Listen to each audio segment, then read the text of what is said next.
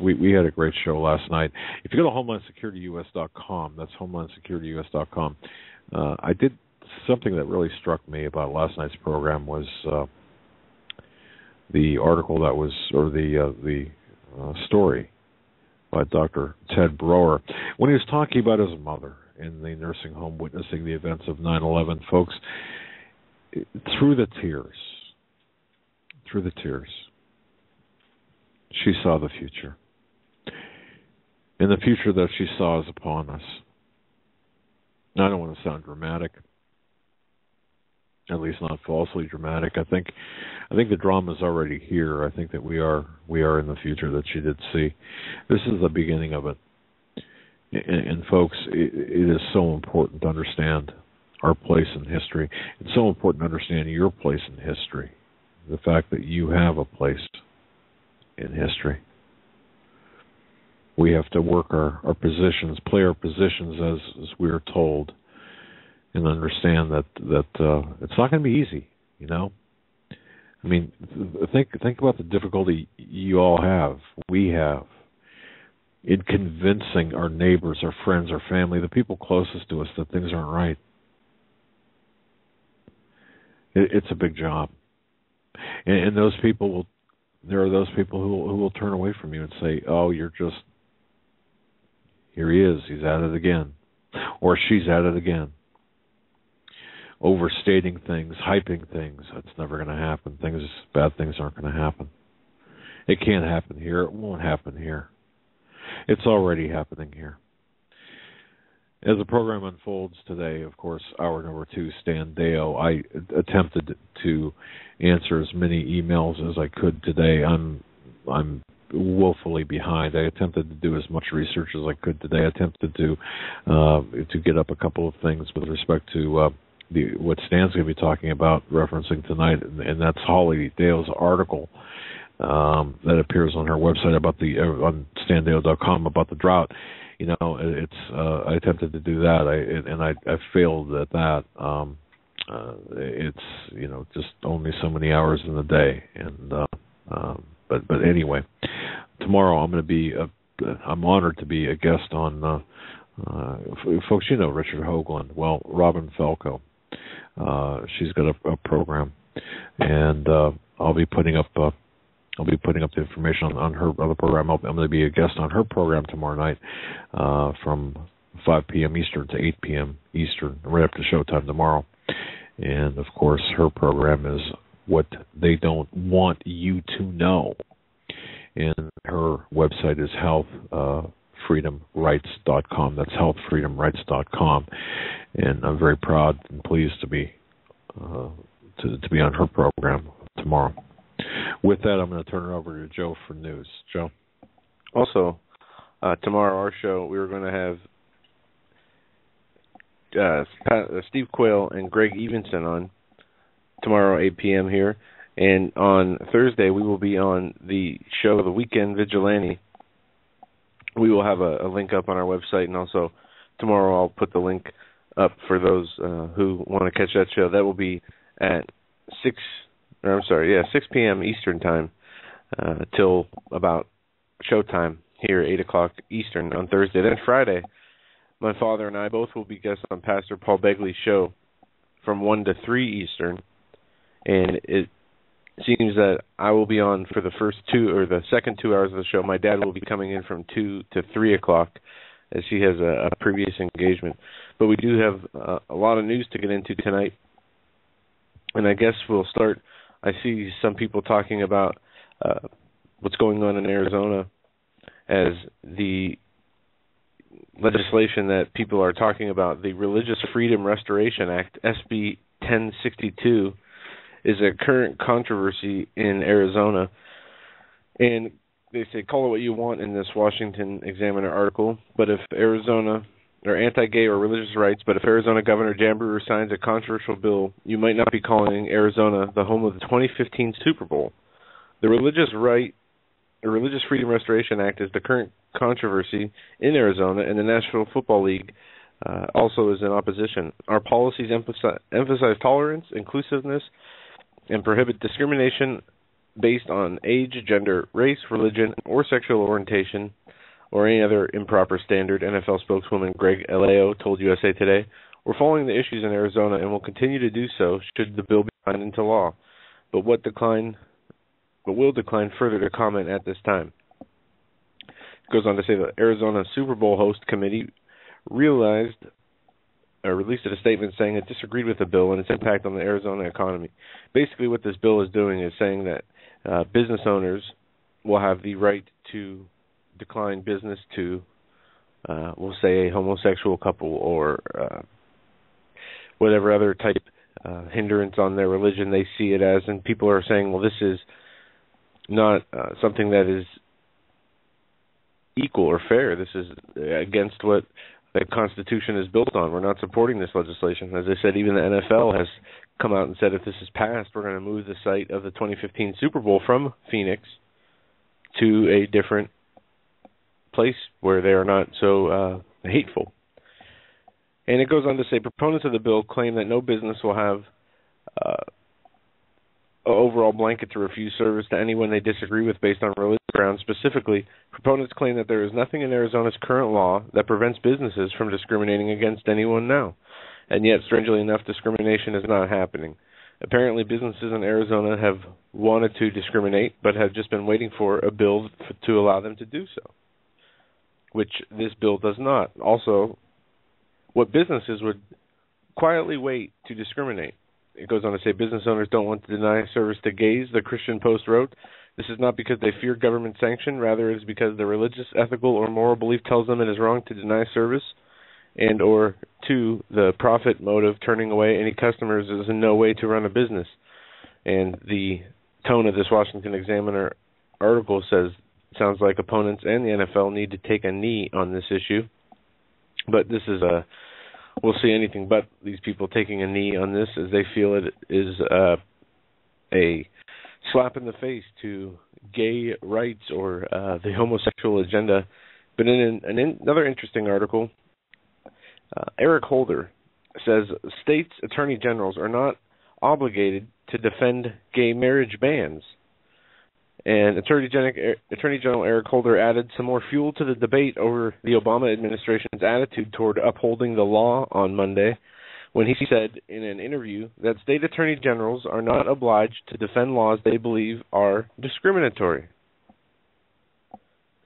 Look, this whole thing, ladies and gentlemen, I think everyone should turn their eyes, their ears, their attention to Arizona. I think we need to understand what's going on here. The bottom line is this. The state legislature passed the bill allowing businesses to adhere to their Christian principles or their religious beliefs. No, already, right now, you've got this uproar by the progressives that if you are a Muslim, for example, and you're checking someone out and they have a package of bacon or pork chops, of course, that they don't have to touch the unclean product because of their religious beliefs.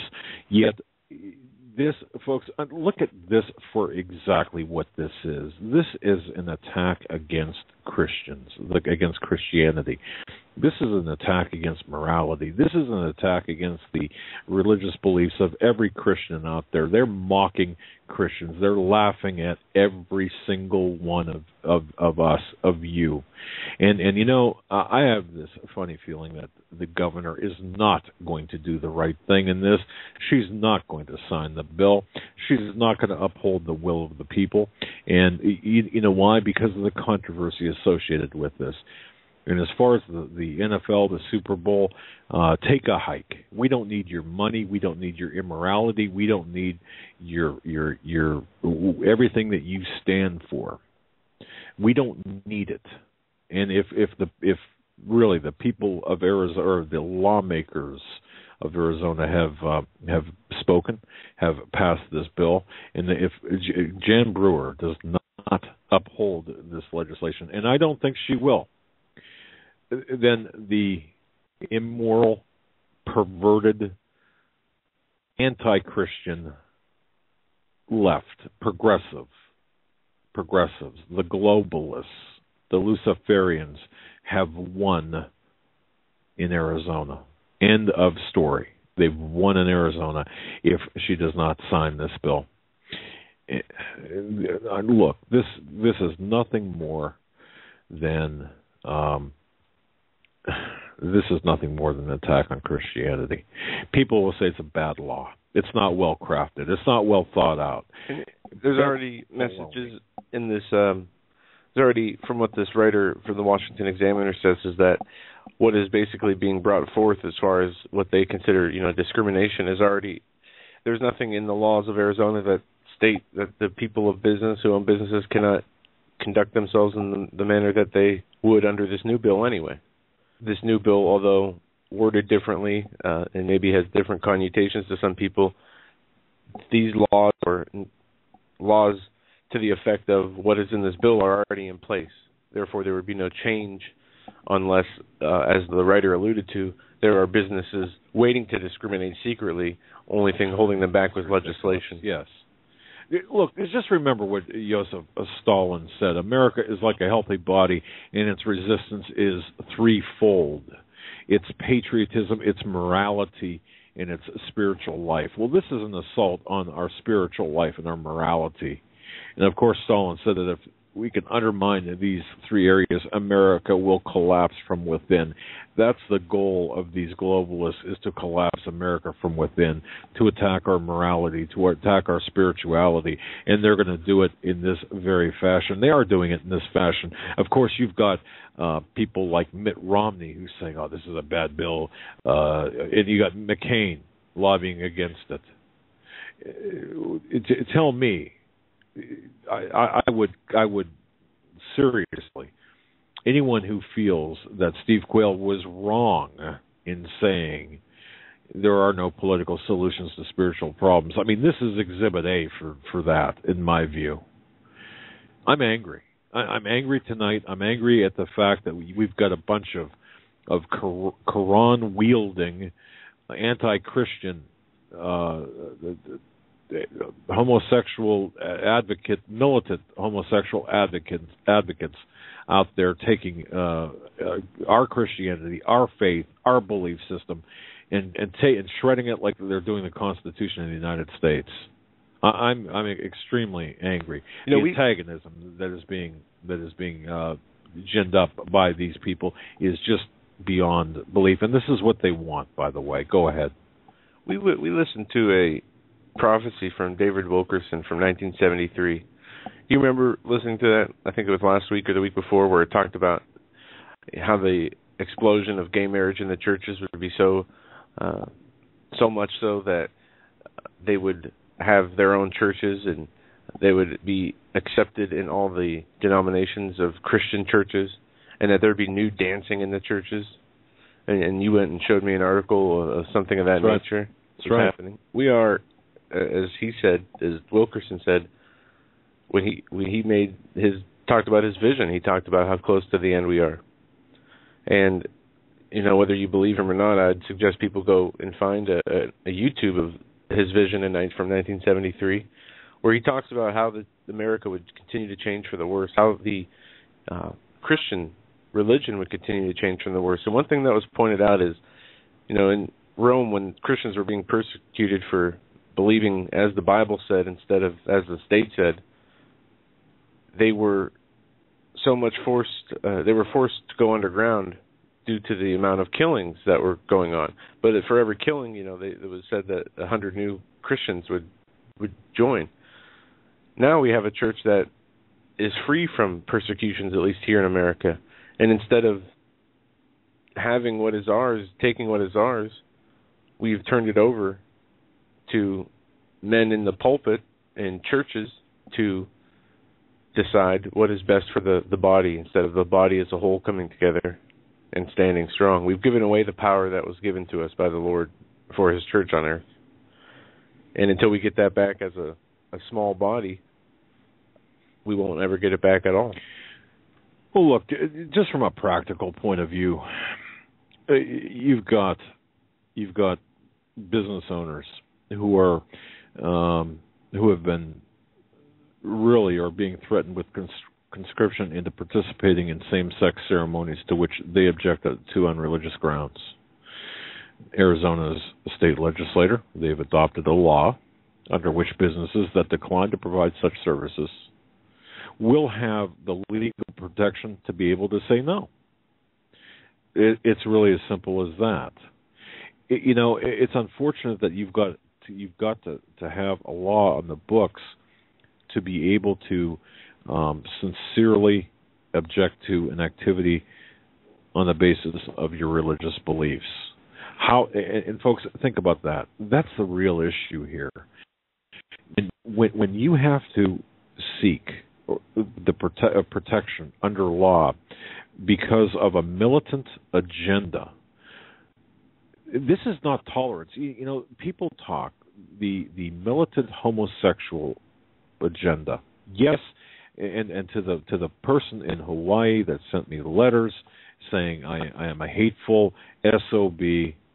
Okay, and I've gotten one of the only subjects that I get perhaps the most hateful, threatening, life-threatening letters is from the militant homosexual community.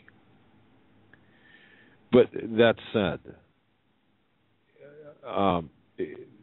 there is this militant organization, this militant homosexual organization, militant abortion organization, militant immoral groups of people who proclaim tolerance, but yet want to force those who have a religious objection in certain things. They want to force us to serve them, their agendas. They're attacking the morality of this country. They're rending the fabric of our morality. And frankly, I'm getting a little sick and tired of this. I'm getting a little sick and tired of hearing the word tolerance when tolerance of evil becomes evil itself. I'm getting sick and tired of the very people who are saying, well, you're intolerant of others, sending me letters about how they want me to die or how they would prefer that I be killed in a certain way, in a very perverted sexual manner. That's offensive. Where's the tolerance there? These people, I'm going to tell you something.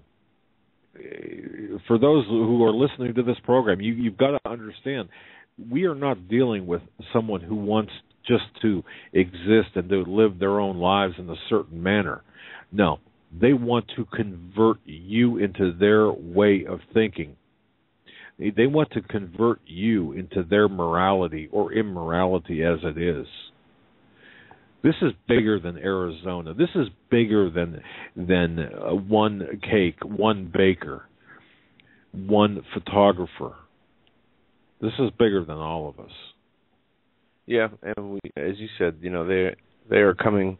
This is a battle for the soul, and they are they are casting a net out there and trying to catch as many as they can in the spider webs of unrighteousness they weave, as some would put it.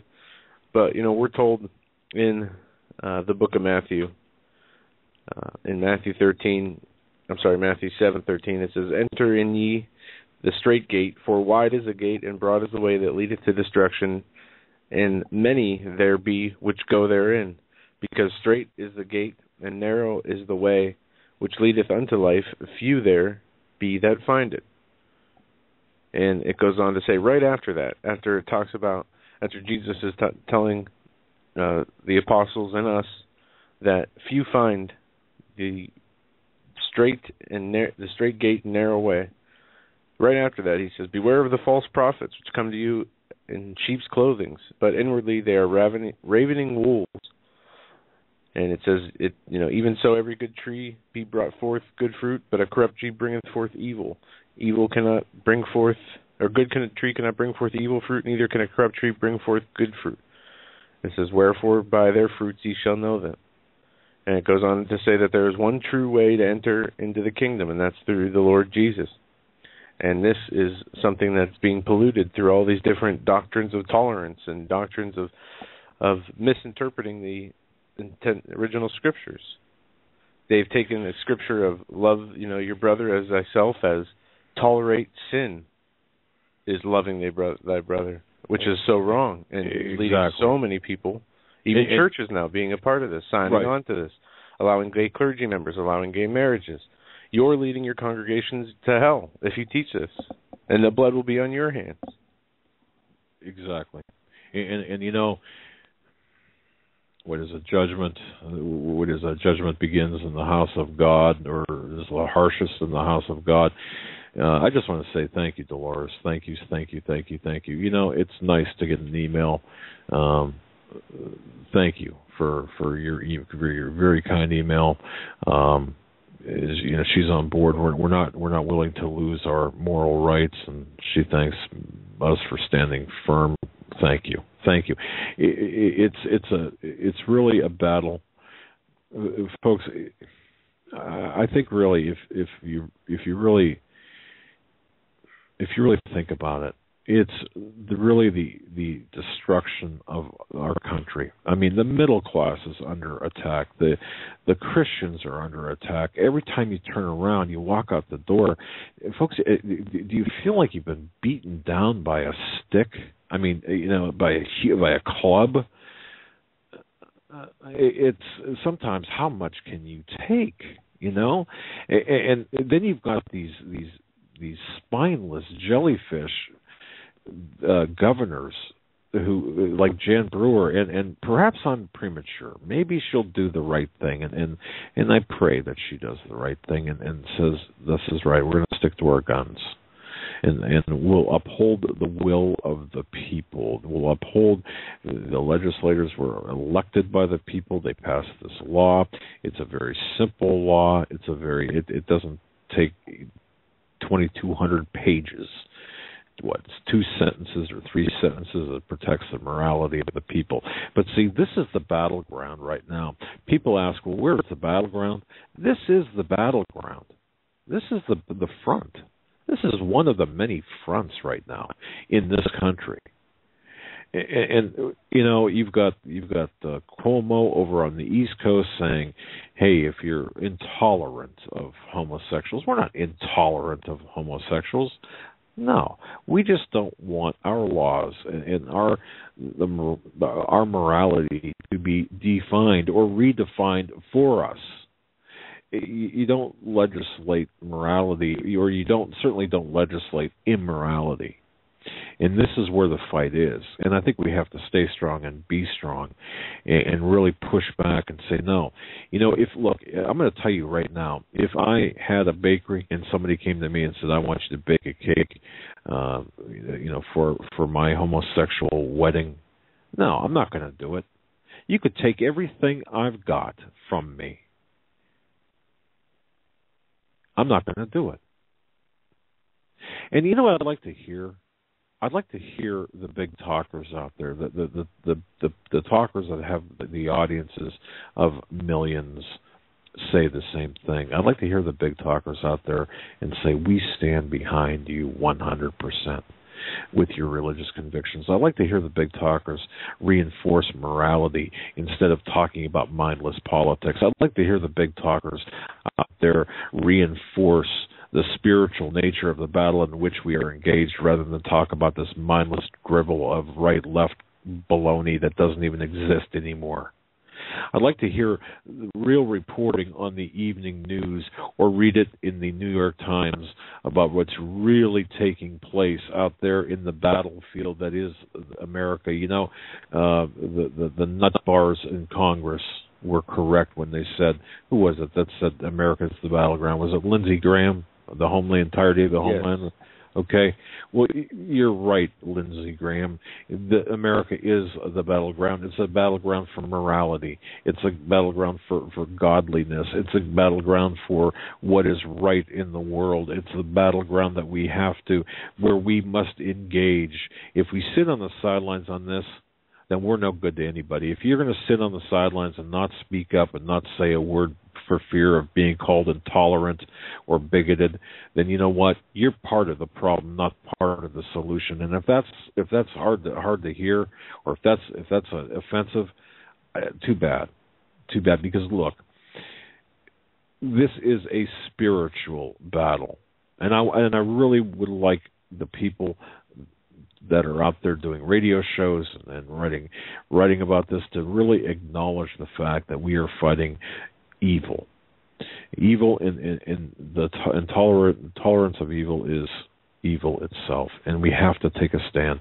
The pastors out there, if your pastor refuses to condemn homosexuality, I'm not talking about ostracizing the popular. I'm talking about condemning the sin, the act, or condemning abortion.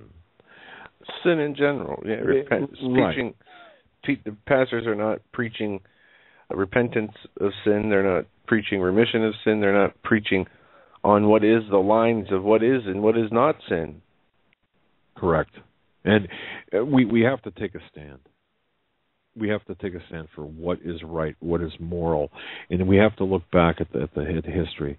And Alex de Tocqueville, I mispronounced that name, spoke on this at length. The fact is that this country is great, and we were created in greatness because of the morality. And Greg Jackson speaks on this so eloquently. With respect to the morality that that we were built upon and that we must adhere to. So rather than, this is not a lecture. This is kind of me venting, because this is just one of many things, but it gets me. It really to understate this particular case, to understate the importance of this case, to me is equivalent of understating the importance of the Second Amendment. And we have to look at it that way. I'm speaking from the heart. And we just have to stick together, and we have to fight the good fight. And when we're tired, we have to be shored up by other people, by our extended family. And when we're tired of the fight, we have to just juice up and get back into the fight and stay fighting, and we have to win. We have to prevail, because at some point we are going to have to answer to our actions or our inactions. And as I've said before in this program, if you claim to be a Christian and you're arrested for being a Christian, will there be enough evidence to convict you? Well, will there? Or would they release you because there's not enough evidence? Whether the subject is homosexuality is a sin, or whether the subject is abortion, which is just wholesale murder for the satanic, for Satan. It really is. Or to this stuff about this new technologies. I don't know if you read this article today. Dad may join two moms for disease-free designer babies. A new technology aimed at eliminating genetic disease in newborns could combine the DNA of three people instead of just two to create a child, potentially redrawing ethical lines for designer babies. This process works by replacing potential variant DNA in the unfertilized eggs of a hopeful mother with disease-free genes from a donor. U.S. regulators today will begin weighing whether the procedure, only used in monkeys so far, is safe enough to be able to be tested in humans. Now, let me tell you, if they're talking about this on the news as an option for humans, they've already probably have perfected this scientific testing method in the past. But, an interesting, when I was reading through this article down near the bottom, it had a subtitle called Monkey Research. And when I came across this paragraph, it reminded me of what it says in Genesis. When the God created us, he said he would put enmity between his seed and Satan's seed. Well, listen to this. It says there are two types of DNA. Nuclear, which is handed down by both parents, and mitochondria, which only comes from the mother.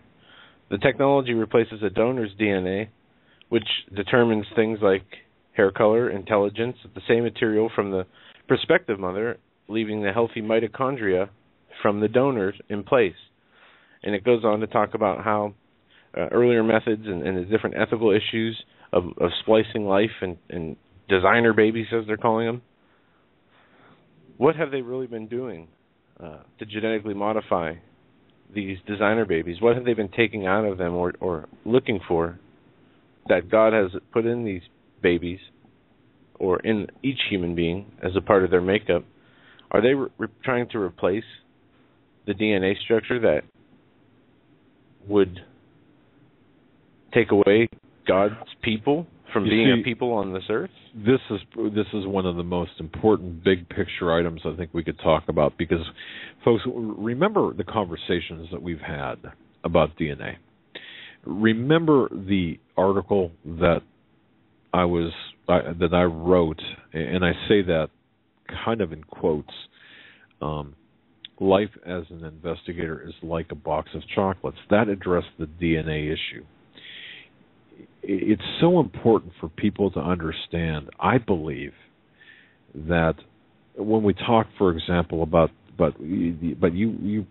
Genesis and about creation, God's creation, the seed of Adam, we talk about DNA. We talk about the different types the two types of DNA. The DNA of God, that extends from the lineage of God, the seed of Adam. And we talk about this other DNA, that which is of Cain, of Satan.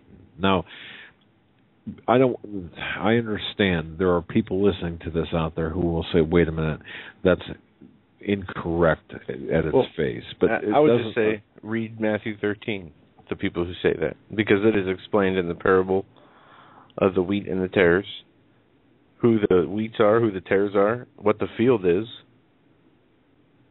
Right. And when you look at the Bible, and in the back of your mind, for example, and this is the hardest thing most difficult thing I had to really overcome. When I read the Bible, reading the Bible, which is because it's a constant endeavor.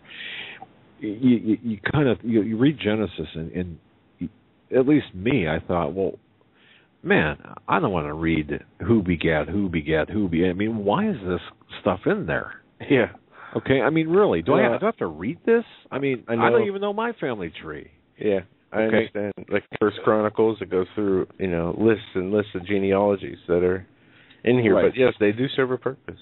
Exactly, and what that purpose is DNA. And folks, and here's the reason why this is going to be so important, because the great deception, in my view, will revolve around the scientific, the authentication of DNA. Okay, this is how we will be deceived.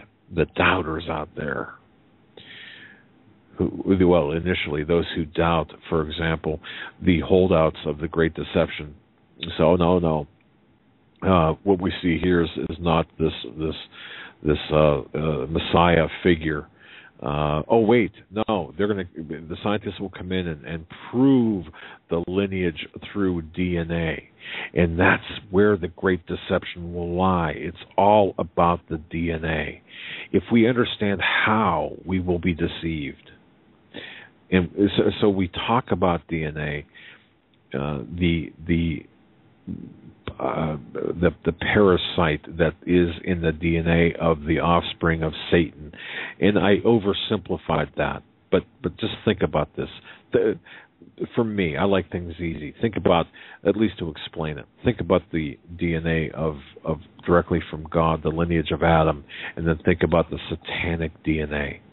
And it's the leaders, the Luciferians, the power, not all the leaders, but some of the leaders, power brokers, who have this DNA with the parasite, this extra strand, they call it, of DNA, but it's not really an extra strand, it's a parasite. This is what the DNA is all about, and it's a numbers game. At some point, it's a numbers game. And this is where the flood, or this is one of the reasons why the flood is referenced as in the days of Noah.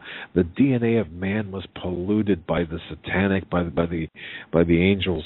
And you might think, well, it's crazy. But when you look at the Bible, more than just a collection of spiritual text, words, phrases, chapters. But if you look at it as an accounting of this great spiritual battle that involves the DNA, to me, then it becomes relevant to the fight of today. Just like the Constitution is relevant to today, or should be, the Bible should be relevant to mankind today. I don't know if that made sense to you folks, or if I articulated it well, but the fact of the matter is, it does come down to the DNA, and we are in a fight. We are in a numbers game. And we, the Christians, will be made to look as if, well, let me rephrase that. The Luciferians, the people in power, the power elite, the special family bloodlines, all these intermarrying families, because to preserve their DNA, they look at us, the man, the seed of Adam, as being the animals, the monkeys, the intruders on the planet, when in fact it's them who are.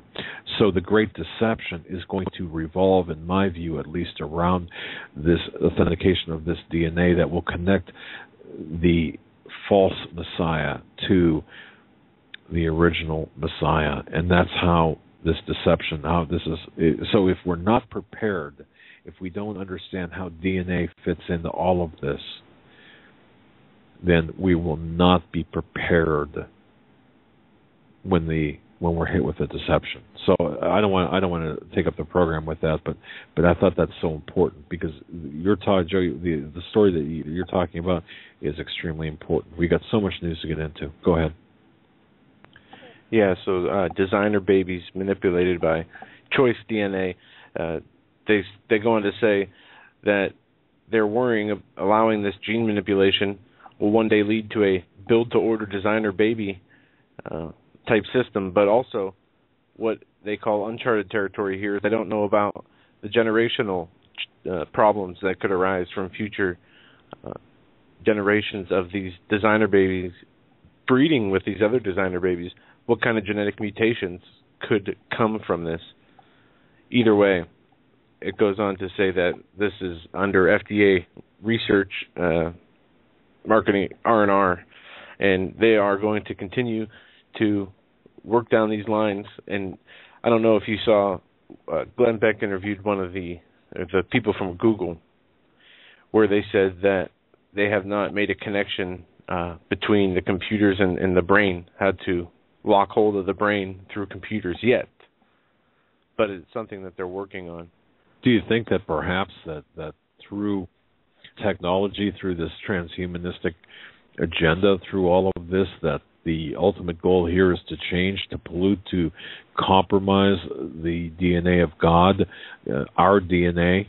Could this be the mark of the beast? In other words, could the mark of the beast actually have the qualities, the ability to change a person's DNA?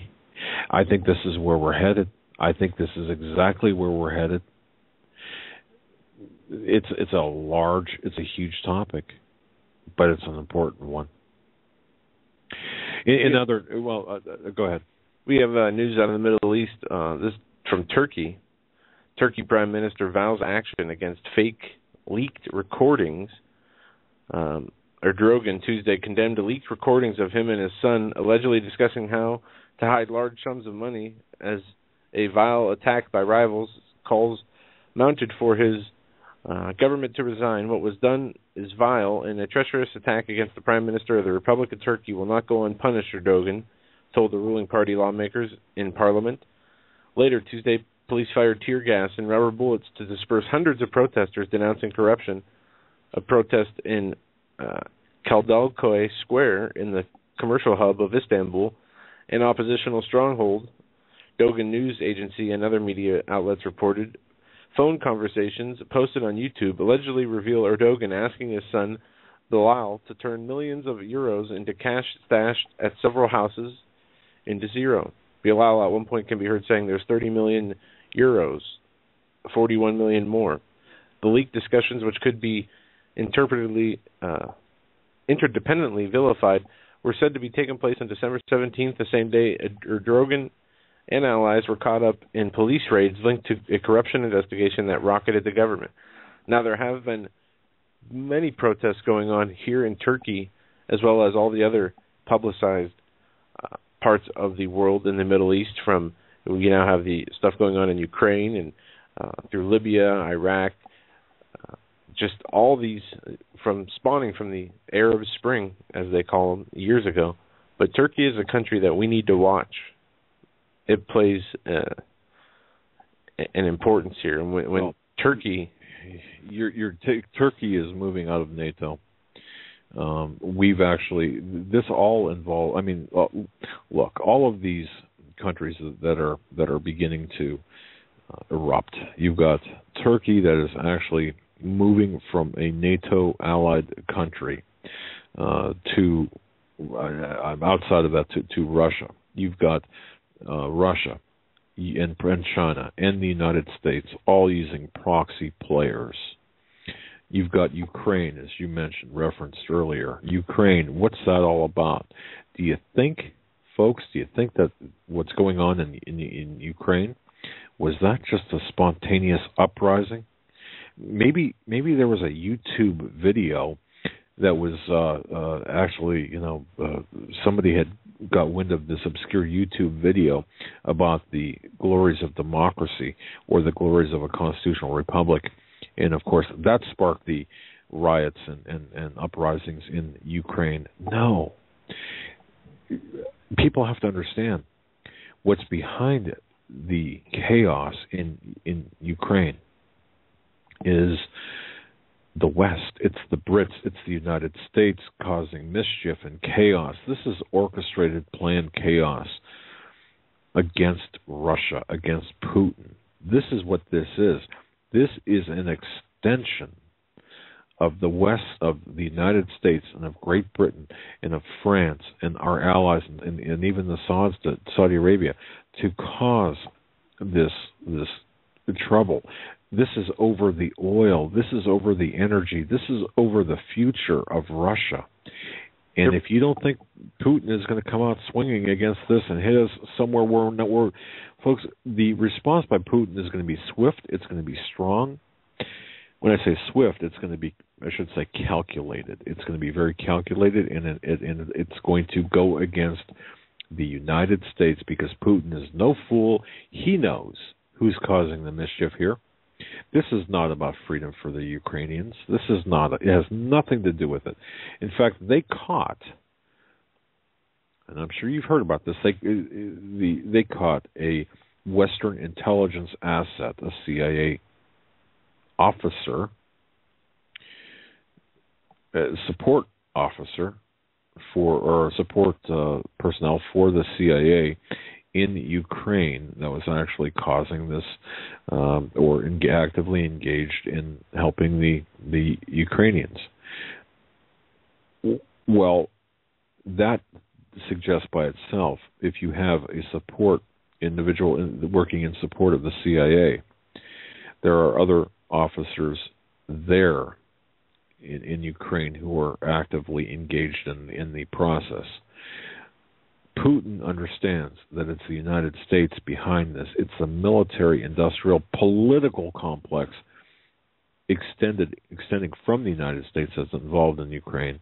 And, of course, this is against Russia. Russia is still angry, Putin in particular, about what the United States did to the Soviet Union back in the 80s and 90s. And, of course, how the United States took and collapsed the ruble. We will get hit by Putin in kind. Now, remember, we had said this on the shows previous. After the Olympics, watch after the Olympics. Isn't the timing, if you followed our programs, weren't we pretty correct with respect to the timing on things, how things are suddenly heating up against Russia? Well, Russia is going to come out. Putin is going to come out, and he's going to do things. He's going to respond against not just the proxies, but against America, and he's going to do it against the U.S. dollar. He will be a part and parcel to collapsing the U.S. dollar, and he'll do it through multiple asymmetrical means, not the least of which is disrupting the flow of oil or the assurance of the free flow of oil to the Western world. Because, well, this is what this is all about, as well as what's going on in South America, Venezuela, Argentina. Who's behind that? What's going on there? And why aren't we hearing on the news, in the corporate media, what's going on? We should be hearing about that. But see, that's Soros. Yeah. And we're just doing a quick sound check with Stan. And Stan, yes, we can hear you, just to let you know. Thank you. Bye-bye. Talk to you in a few. Just making sure his equipment was all up and running properly. But no, you're right. And skipping subjects here, it's something that we can even talk to Stan about here, is geoengineering. This is something I wanted to hit in the last 10 minutes of the hour. There was a study done, Geoengineering, No Holy Grail. Paris, AFP, far from offering a simple fix, sci-fi solutions to global warming may in fact be the problem. Worse, a probe of geoengineering options said on Tuesday. Once mocked as unscientific, geoengineering proposals are gaining traction as carbon emissions soar, placing Earth on track for warming maybe 4 degrees by 2100. Ideas mainly experimental or untested include building mirrors in space to reflect the sun rays or growing plankton to boost absorption of heat-trapping carbon monoxide. It goes on to say here in this article that by dispersing particles that act as mirrors into the atmosphere to reflect the sun's rays is an option that they are looking at using, if not already in use. Well, when we look at what we talked with Dr. Ted Breuer yesterday, we talked about chemtrails and the different chemicals that were tested and found in rainwater that he had tested. And there's a great documentary out there, What in the World Are They Spraying?, that does the same thing, tests the rainwater, especially when these chemtrails seem to be across the sky, and they come back with finding high levels of barium and aluminum inside them, inside the rainwater, inside our atmosphere. Now, this is what they're trying to do. One of the things that I believe that they're trying to do with these chemtrail sprays, with these aluminum particles in the air, are trying to reflect the sunlight back to the sun, are trying to use small particles to reflect this light, not thinking of or as a secondary benefit, besides wreaking havoc on the way our Earth's system, weather system works, is creating these conditions that are so dry in some places where now in the summertime we have parts of the U.S. are just being drowned out in forest fires, and the firemen that are there are saying this is one of the most intense and rapidly spreading fires I've ever seen. Well, what are causing the plants to turn brown and everything to die up so fast and the fires to sweep it away? Is it what has been being sprayed from these planes? Also, in here, they talk about alkalizing the ocean with limestone and iron to absorb more CO2. They go on to talk about how the side effects in changing rain patterns could never be stopped without instantly warming the planet. So they go from talking about the benefits they are looking for from these genetically engineered pilot programs that they're running, to the effects instead that they are having when these same methods are creating worse situations in other areas while not mitigating their results they wanted, which is cooling temperatures, lower CO2 emissions. Not only are these not happening as results of their geoengineering, but they are making the climate worse. At the end of the article, the study goes on to say. And it says, the paper sounds like a timely warning about the abject stupidity upon relying upon climate engineering solutions in reducing our reliance on carbon-based energy systems. This is the only sensible options.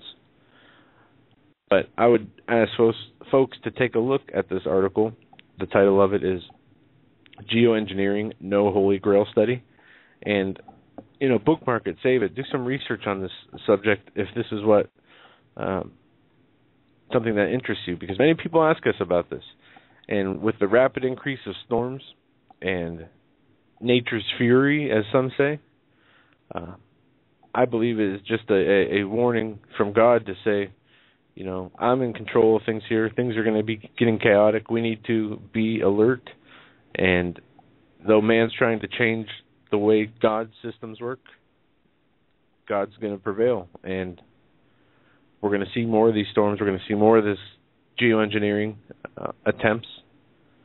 But you can't change what's never in your control in the first place. I mean, these people are trying to play God on all levels, whether it's geoengineering of a baby for designer babies, geoengineering of a mother's womb for abortions, to geoengineering of the weather, only to have it spit right back in their face. This is also going to segue nicely into what Stan is going to talk about. Folks, if you haven't checked out the article at standeyo.com, Holly wrote just a tremendous piece about the California drought. Now, you might wonder, geoengineering drought. Look, all of this ties together, okay? It's going to affect all of us. What's taking place in California, the drought in California, is important we understand what's going on, because when we go into the grocery store to buy vegetables this spring and summer, when we go into the grocery store to buy food, buy meat, we are going to experience a sticker shock, not just from the devaluation of our currency, which will also be there, but also because of the drought that's taking place. The climate change people, the geoengineering scientists, whether it be on humans, on animals, or on the environment, I mean, it's all part of this same bogus science. Folks, you've got to understand we are being controlled, and part and parcel in at least the Earth science part of this is Agenda 21, where the progressive power elite mindset, they're turning off the water to California, where 90% of our fruits and vegetables come from across this country, where a big portion of our cattle come from. And this is going to affect each and every one of us, but it comes from the same science, the same principles, the same people. It's the usual suspects behind this. I just want to let you know that. It seems like perhaps an extension into something that is unnecessary, but it's very necessary and does have a great segue into what Stan will be addressing today. And the other thing, too, following Stan's appearance, we're going to be talking about the Connecticut, what's going on in Connecticut with the Second Amendment. I think that's so important there as the program unfolds, what's going on with the gun owners there. This is an all-out war against the American people on so many fronts. It's just incredible. I don't know if you saw this. The Ugandan president signs anti-gay bill defying the West. And reading in this article from Reuters, it talks about Uganda's president signed a law impoverishing harsh penalties for homosexuality on Monday, defying protests from rights groups. And the U.S. is warning that it will complicate relations. Now, what really gets me about this is our, stepping in here. The president of Uganda is signing a law to strengthen existing punishments for anyone who is caught having gay sex and other aggravated homosexuality crimes. And it goes on to say that, a week after President Obama signed the legislation, he went on to say that this would be a step backward for all Ugandans and warned it would complicate relations between U.S. and Uganda. We send them more than $400 million a year, and they are looking at whether they should scale back their aid to Uganda based on this law the president is establishing. I mean, the U.S. president is threatening aid of another individual country. We do this all the time. But because they refuse to adapt to the America's way of thinking as far as homosexuality, we do it with abortion. We use our pocketbook, our checkbook. We use this to blackmail or to strong-arm countries, you want our aid, our dollars, you want that, then you're going to allow unhindered abortions. You want our dollars, then you're going to allow this homosexual union. This is what the United States is now exporting. The once great United States, the beacon of morality, is now exporting and has been for some time. This is nothing new, but it's becoming more prevalent, more strong-arm, more in your face, and it's just we are doing this, and we are actually exporting immorality and this anti-Christian basis to other countries, using our financial, using our financial pocketbook, our military prowess. I mean, all of this. This is what's taking place, and it's only gotten worse under the current regime. And I use that term deliberately. Folks, you're listening to the Hagmann and Hagmann Report. We're going to be right back after these short messages with our very special guest for the second hour. And every Tuesday at 9 o'clock is Stan Deyo. He'll be on with us for the next hour. Then we'll be taking your phone calls in the third hour to talk about whatever it is you would like to hit on. We'll be right back. Originally created and uploaded to YouTube by the Hagmann and Hagmann channel. To view the full show archives, please visit youtube.com/user/Hagmann and Hagmann. Gentlemen, hour number 2 of this Hagmann and Hagmann Report on February 25, 2014. Joe Hagmann, along with my co-host Doug Hagmann here. If you didn't get a chance to check out last night's episode, we had Dr. Ted Breuer on. He talked about 10 foods that we should never eat, among with other health-related subjects. It was very refreshing because we talked about it through the prism of what the Bible says and how we need to care for ourselves and take care of ourselves.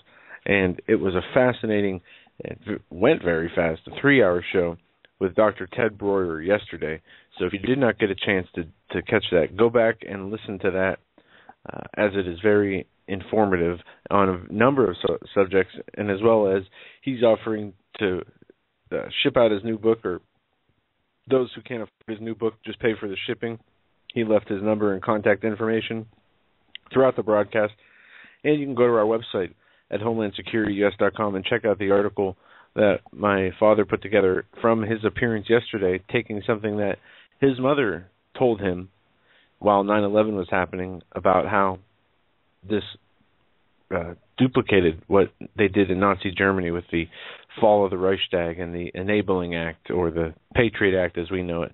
And doing research on that subject for a long time, you will see how scary and eerily similar the two pieces of legislation are from Nazi Germany to the America post-2001. With that, our weekly time slot for Mr. Stan Deyo. We have with us Stan Deyo. His website is standeyo.com. Go there, as it is updated every day, and you can find the latest on news and Earth events and Earth changes, as well as his links to his products and his books, Holly and Stan Deyo, from Dare to Prepare, and books like The Cosmic Conspiracy, one of our favorites. Stan, welcome to the Hagmann and Hagmann Report. Good to be here again, guys. I hear you're talking about the Second Amendment rights over there in Connecticut and the battle to keep them out of the government's hands. But, yes. You know, there's so many different rules for each state. You know, like Ohio's different, Minnesota, and, you know, all this kind of stuff. I wonder if when you register, like when you purchase a gun and, you know, you have to do your FFL check and all that kind of stuff, does that automatically register you in all states or just some states? I think it's some states, not all states, if I'm correct. Stan, I believe it's state-specific for the actual registration. However, the check is national. For example, in Pennsylvania, this is my understanding. The state police, for example, or at least an extension of the state police would act as the exchange, sort of like an exchange, the portal to this background check, criminal background check that does extend nationally. But when you're talking about the 4473s or the registration of the weapon, it would be state specific.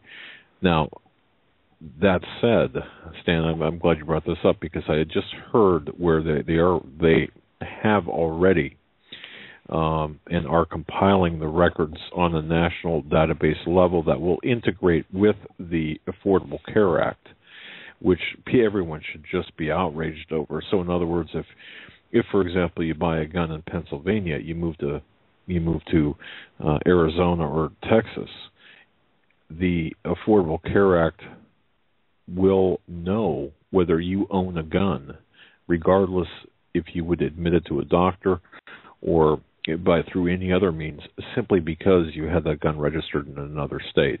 Even before, kind of like a car. If you're going to register a car in one state and then re-register it in another state because you moved, well, that step is skipped.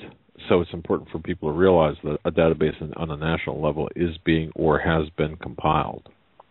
Well, I thought it was just like national, automatic, that when you purchased a weapon from a licensed dealer, that the gun was registered to you. But that may not be the case. Is that correct? Well, no, that's correct. It's registered to you in the state in which you purchase it. However, what is taking place now is the expansion of that data or the accessibility of that data into the federal database that will integrate with other agencies. So the IRS, for example, could tell whether you have a weapon if you move. So it's no longer just known by the state. It's really it's an encroachment into our privacy on a federal level, and I think that and this is what I've been hearing, and the spark plug behind this is the Affordable Care Act.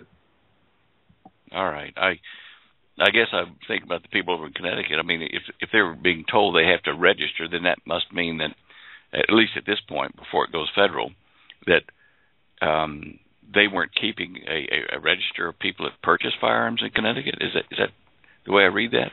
Well, the situation in Connecticut is a little bit different. The situation in Connecticut is they passed a law that deemed certain weapons and magazines that hold a certain number of a certain amount of ammunition, they deemed those to be illegal.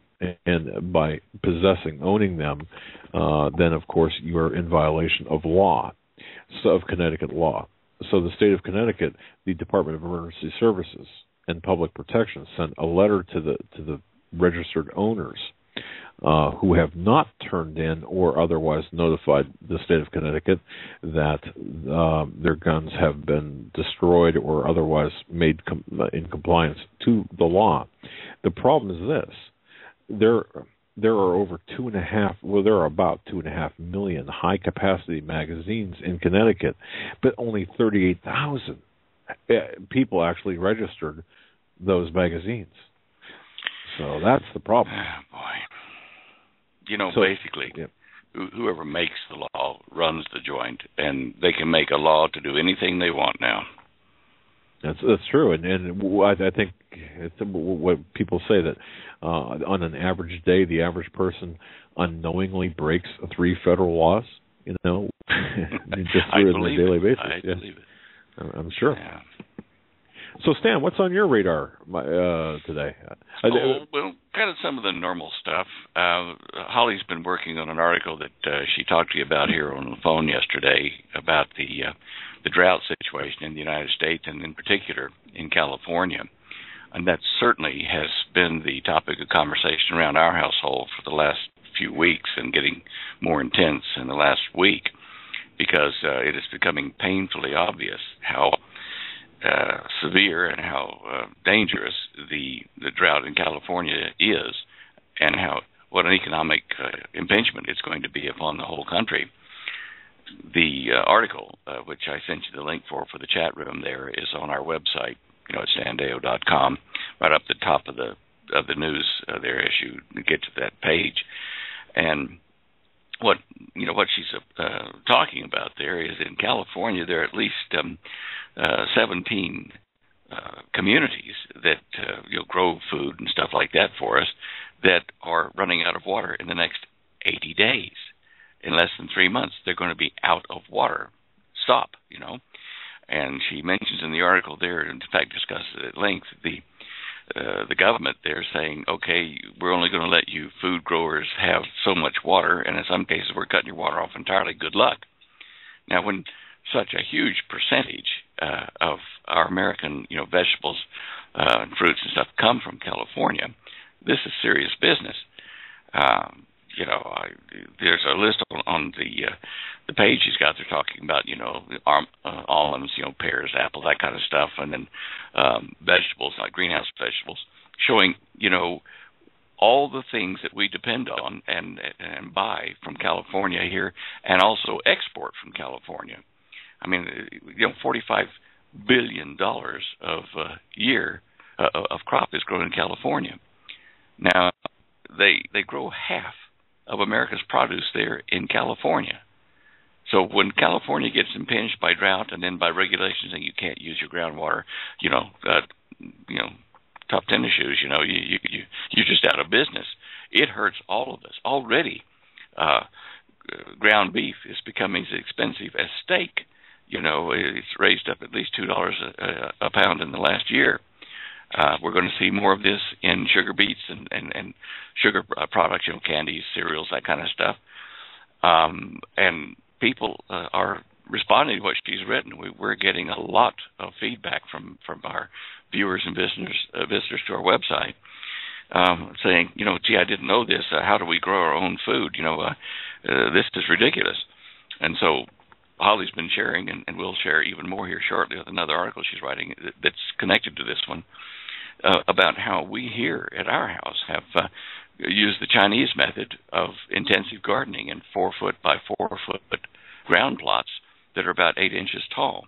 And you can make them yourself with thick planks, or you can buy kits and whatever, but it allows you to grow a lot of tomatoes in a square foot, or in 16 square feet if you want to grow a lot of them, or, squash and peppers and all kinds. I mean, we've got garlic, and we've got all kinds of food that we grow here, plus our orchard.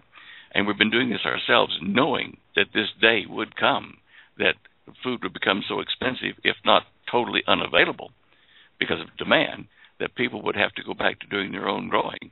And so we've been figuring out ways to grow it in an apartment, or form a communal garden between people in an apartment using the roof or a nearby piece of dirt if they can protect it and keep people from thieving it. These things are quite important for us to do. And that article just covers so many aspects of that. Plus, the Garden Gold, the ebook you can download immediately there. It tells you everything you need to know about the different crops, how to seed them, how to grow them, how to sprout them yourself, and how to preserve your seeds will be in the next article that she's coming up with, because you want seeds that when you grow a product, say like you grow a watermelon, and you save the seeds from it, well, next year when you plant the seeds, it'll make the same watermelon. That's heritage or non-GMO type seeds. This is important for people to know about. 3 weeks ago, for instance, also on the protein side of things, rather than just growing stuff, beef herds are the smallest in the United States since 1951.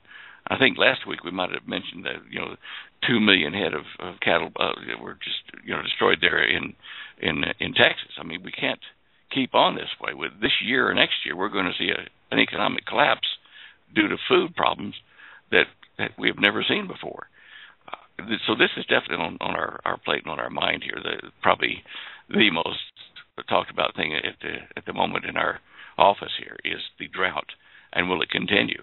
And with all this going on, Stan, I don't know if you saw the latest article on the amount of food Americans waste per year, but they said 1/3 of America's food is wasted every year. Over I think it was $100 billion in food they were equating this to. And, seeing the starvation across the rest of the world, it is heartbreaking to see numbers like this. Look, I probably carry a few extra pounds around my middle because, as I was taught as a kid, don't throw stuff off your plate. I mean, save it and eat it later, or, recycle it in the recycle bin at your house, if you're growing your own stuff. It is a terrible, terrible thing that we waste so much.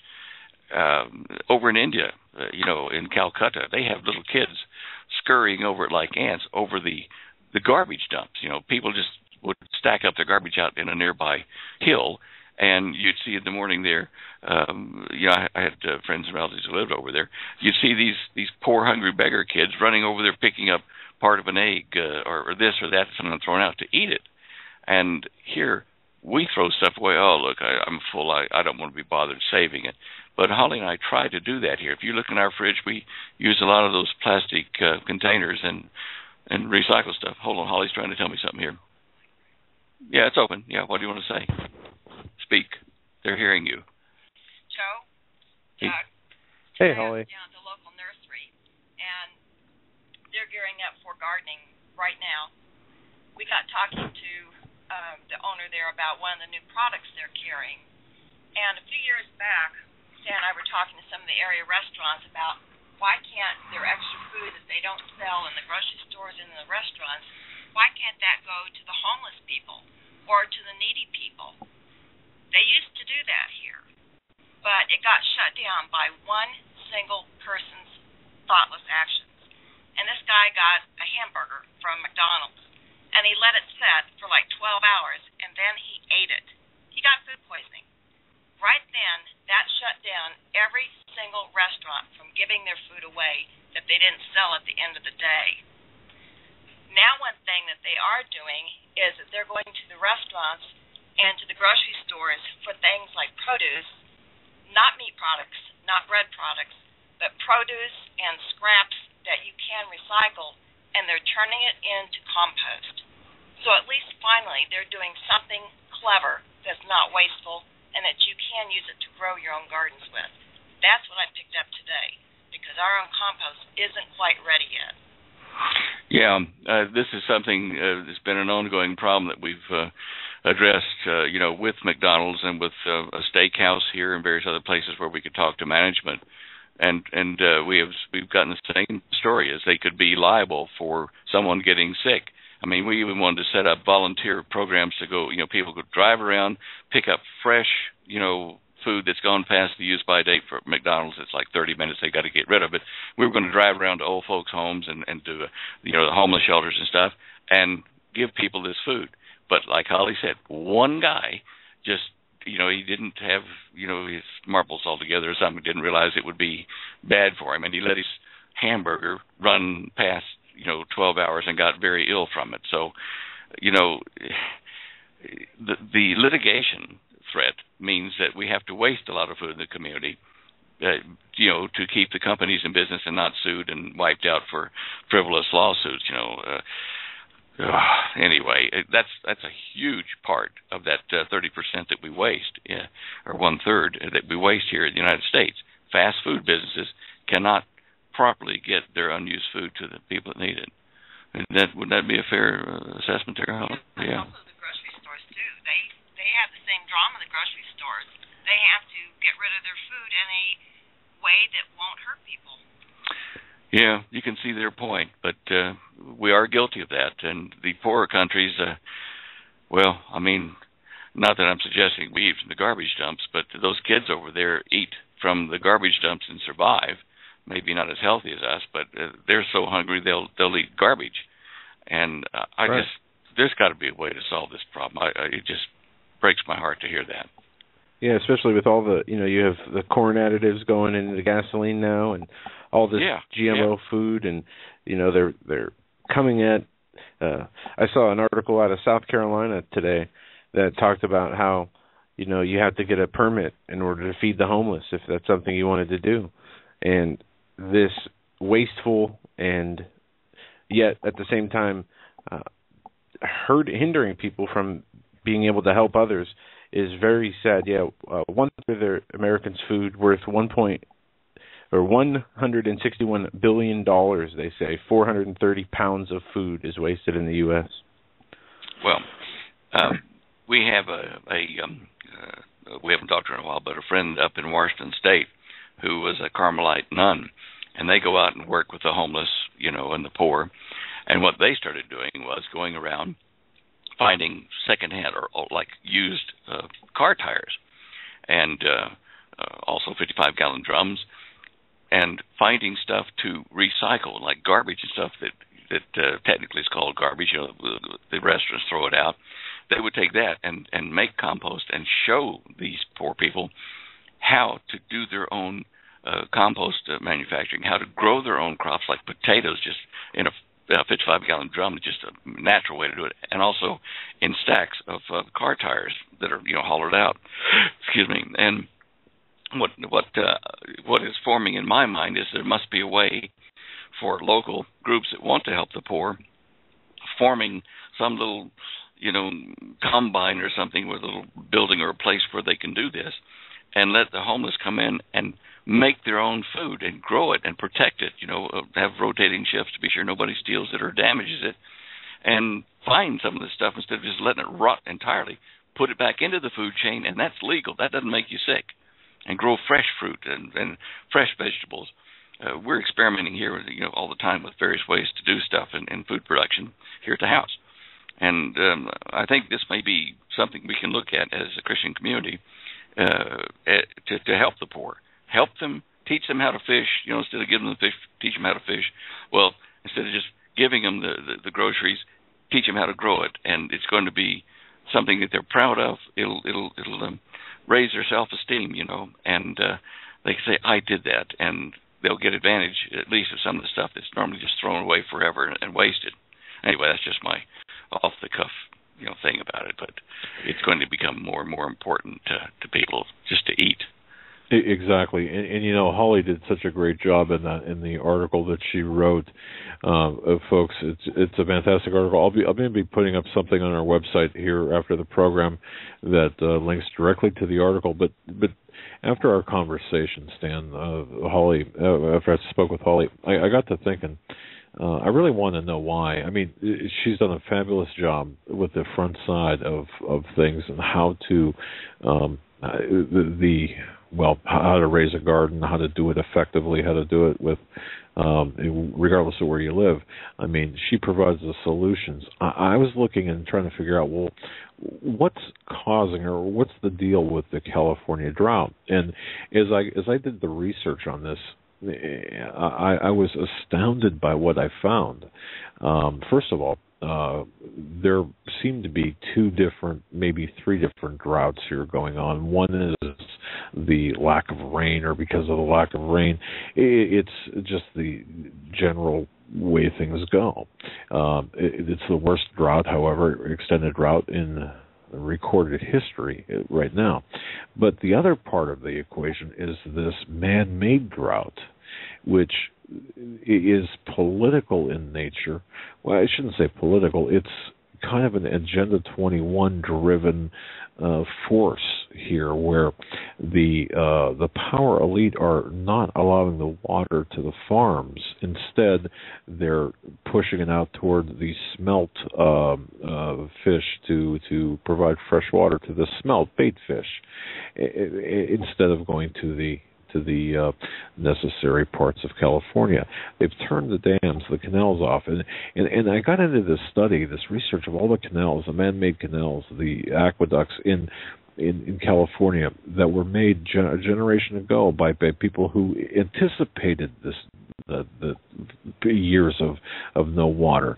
The solutions are there. This is so unnecessary. The fact that understandably that we have conditions that cause the actual drought, but this is so unnecessary because we could be providing water to the farms, but we're not. And as I trace this back, I found, for example, one organization behind this And I couldn't believe this. The Natural Resources Defense Council.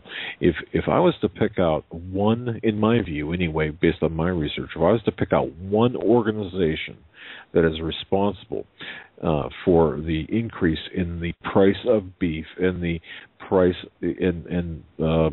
the price of vegetables and fruit, or the lack of availability, it would be this Natural Resources Defense Council, which is an offshoot of Agenda 21. This is really a private organization that's funded privately by things like the people or organizations like the Ford Foundation.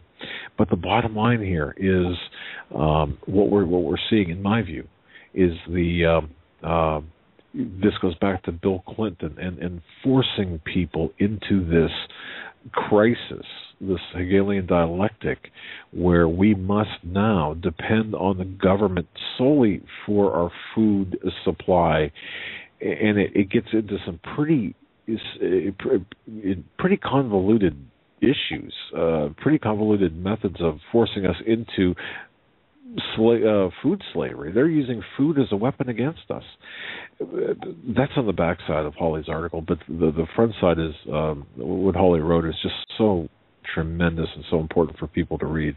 But the backside, I just want to mention this because I do believe what we're seeing here in California that will affect everyone from California to Maine to Florida, all across the United States, is in fact a man-made Hegelian dialectic type of a situation that has an agenda behind it. And of course the agenda larger is Agenda 21. But that's just my view. I think that's a big part of it. I agree with you there. Not only in the food, the powers that be, the illuminists of this world that want to force us into a one-world government are trying to coerce us by controlling the news. And certainly they make certain types of threats, whether they be disease threats, war threats in the Middle East, food prices, gold and silver prices and shortages, et cetera, whether it be any of these, what they do is they manufacture or inflate, shall we say, the seriousness of the threat now to try to get people to panic and go into this one world government to avoid, this or to mitigate the crisis that are putting before them. But the crises haven't gone really as far as they're trying to tell us. But they know how people are reluctant to do anything serious about solving a problem until it's in their face, in their wallet, and personal. It gets their attention off of football and games and whatever, and the social media to the things that are important. And so I agree. They're accenting what is already happening in the news, which they control. But we're also seeing problems with the sun itself, which is our main weather driver. And you know that we've had very unusual wet and snow spells in various places, and polar vortices dropping down more frequently at the moment. And on the other hand, drought, because believe me, it's not manufactured here in Colorado. We are in drought, and when we only get 2 inches of rain like we did in 2013, where we normally got 11 inches, which, is still kind of semi-desert, right? But to go down to 2 inches, I know we're in drought here, and I've watched our own, crops suffer for it.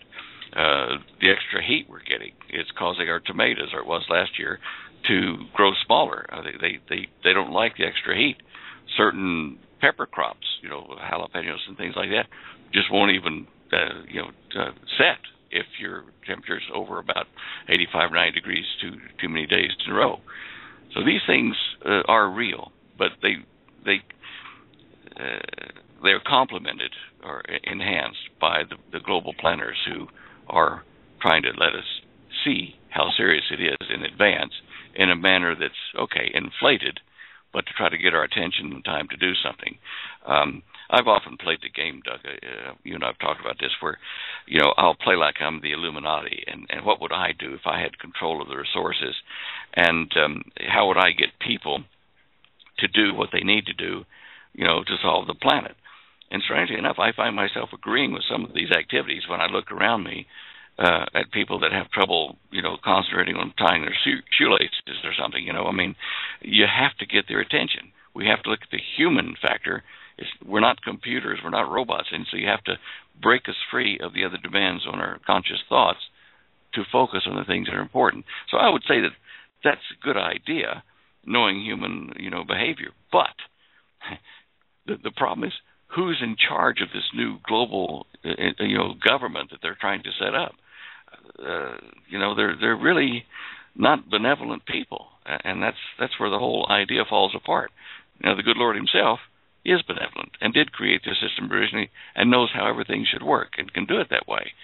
Until we get the Lord back here, any attempts to solve the planet, with just mankind in charge trying to do it themselves kind of blindly, will fail, and it will fail horribly. I think we're about to see that. Amen. Very well said, by the way. I agree 100% with that. And it's amazing what God has given us. What the wondrous, the beautiful planet, the ability for us to raise. I mean, the flowers, the vegetables, the trees, the forest. How everything works in such synchronicity? Is that a word? Synchronicity, right? Harmony or something? Harmony, okay, yeah. I mean, certainly what we're witnessing, what we experience, how we live, this cannot, at least in my view, cannot be any accident. This has to be intelligent design for our benefit, for the benefit of us. But to see man pervert God's creation, and to use, for example, food.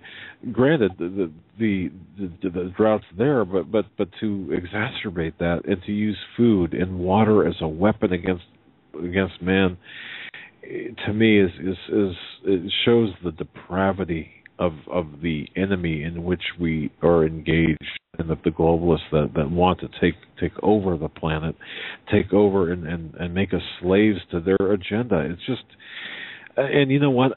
I sometimes have a hard time, Stan, of thinking like I'm not even sure I can think on that level, or it seems so nefarious and so evil. Well, is it? Again, we know that there are occultists in there, in the Illuminati, and the bankers and everybody that control what we do, but. If you could get the nefarious, the black or occult side of it removed, then it would be tough love, in which you're saying, look, let me show you what's going to happen if you don't conserve your water and, if you don't do things that you need to conserve your food chain and that kind of stuff. That's tough love, and the good Lord's certainly going to use that, because in the millennial reign here, He is going to withhold the rain, RAIN, from countries that do not, properly bring in their offerings and fall into line with His model for the harmony of the planet. So tough love will be used by the Messiah Himself. That's the difference. He's the Messiah, the good shepherd, as opposed to the dark, evil things that just want to take and not help, really. And, so they can make an argument that we follow. On the surface, it sounds all nicey, but it's who's administering. It's a big problem. You got that right. Who's administering it? Yeah, and I agree with you too that what we see, at least again, this is how I look at it. Our intervention, for example, in the Middle East with Israel, going against Israel. I mean, the harbinger. It gets into certain things, but we attempt to divide God's land or to meddle in God's timepiece. Of course, it's no coincidence to me that we went into or we compelled or facilitated the government of Israel to petition off Gush Katif, and then had the same amount of land here in the United States by way of Hurricane Katrina destroyed. We should be getting the message, shouldn't we? That our actions do have consequences from the heavenly realm. You'd think so. When you were saying that, I was thinking back about 40 years ago or so, 50. When people would drive down the highway and have the equivalent of a McDonald's meal and wad up the paper and just throw it out the window out into the countryside. And they knew better, but no one was really enforcing it. So, it built up trash along the highways. We're that way now. People are not really saying that, they're not being policed. They're being asked to police themselves. And in a world that's becoming increasingly egocentric, people don't care. They say, well, that's somebody else's problem. But it's not really. And you and I have both seen the old days when people just, with gay abandon, flicked out cigarette butts on the highway and, trash. And now then, of course, with proper training, people say, well, that's not the done thing. And they'll, if people are around them on the highway or out in the parks and they see them throwing stuff out like that, they'll get the glare, if not the positive reinforcement from those around them saying, don't do that. You're messing up our nest. And that's just, trash. That's not, the other things we need to do for food production, stuff like that. But how do we get people's attention? We're not going to get everyone's attention. We're only going to get the attention of those of us that are thinkers and doers, like Ayn Rand said in Atlas Shrugged, the producers. And Holly and I are producers. We grow food here. Maybe not all of our food, but certainly we grow and can fruits, and we're going to do vegetables and stuff this year. But we're producing. We're not just looting, as Ayn Rand said. Holly said we're going to be doing a lot of canning too, pressure cooker canning of meats and vegetables. In the past, we've just done, like fruit, like plums and cherries and things like that, peaches, where we'd harvest them from our trees and can them that way. But you need to do some things with pressure cookers that are more subject to bacterial invasion, certainly like meats and things like that. So we're constantly learning these things ourselves. And there are many more people that we've talked to out there that are visitors to our websites and that we talk to on the phone that are way ahead of us by circumstance or effort or whatever. They have learned a lot more techniques than we have. So we depend on them and we exchange things back and forth, and then Holly shares it on the website or in some ebook or something like that to help people. We're a small percentage of people that think like this, but fortunately we can communicate at the moment by internet and by printed book, probably the best way to do it, because that doesn't need power or the internet to work, or a computer. So if more people would just branch out and help their neighbors and family realize that they can do something, and it doesn't cost you a lot to do it. That's one of the points she made in this article, the first, part one here on our website, is that, for $10 you get this little part of a seeding thing here, and $6 for another part. She's researched it, so have I, to get the best prices, but still get the performance out of the little things that will grow seeds into plants for us. And if we all help each other that way, sharing the information, whether it be in homemade medicine or food growing at home, we will at least help a segment of the world community. And this is not just the United States; it's all over the planet that we're sharing information like this. I just encourage more people to get into this. You're absolutely right, Stan, that this is one way we could easily mitigate so many of the problems of people being hungry and starvation. Is for everybody and anybody, whether in an apartment or on a plot of 20 acres, to use the tools that we have around us or that we can gather to continue to be part of the solution and being part of the people who are producing things. We're not relying on farmers and governments issuing farmers the right amount of water so they can grow their crops. But here in Florida, I came across a story. Florida woman forced to use city utilities instead of private solar panels and rainwater. A Cape Coral, Florida woman was living off the grid and ordered last week by a magistrate to hook up to the utilities and comply with the codes or risk eviction from her own home. We're seeing more of these, as far as gardens are concerned. You have township and different neighborhood ordinances saying, you can't have gardens or grow food in your front yard, and all these regulations that are with people trying to step outside and be independent and not be reliant, they're being forced to do so, to become compliant or lose their homes. Alternative 21 or Agenda 21. Yeah, very much. They want us to be totally dependent upon the system. Yeah, and we have to find a way to break out of that. The good Lord talks against that. He says that in the millennial age of reign, every man will have his own garden. Hey, what is he saying? You'll be growing your own vegetables and stuff. That's where we need to head, and the government is just the antithesis of this. It's just sad. Yes, it is. It's frustrating. It's to say the least. It seems like as soon as people make a headway in an area here or there, it's trodden down by law or regulators. Bitcoin, Stan, I'm not sure how much have you been following what's going on with Bitcoin, but I heard today that they actually stopped trading of Bitcoin. And I didn't know that they had, but all right, go on. Okay, well, I'm looking for the article here, but they talked about how during they cut Bitcoin off midday, and Bitcoin exchange disappears. Receives subpoena from federal prosecutors. They're calling it up to $400 million in theft. The Mt. Gox website says all transaction closed for the time being.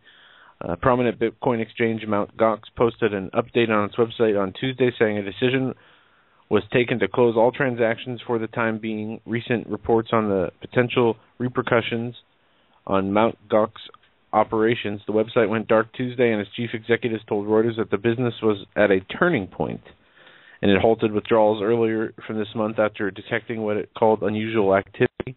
And it says we'll be closely monitoring the situation and will react accordingly.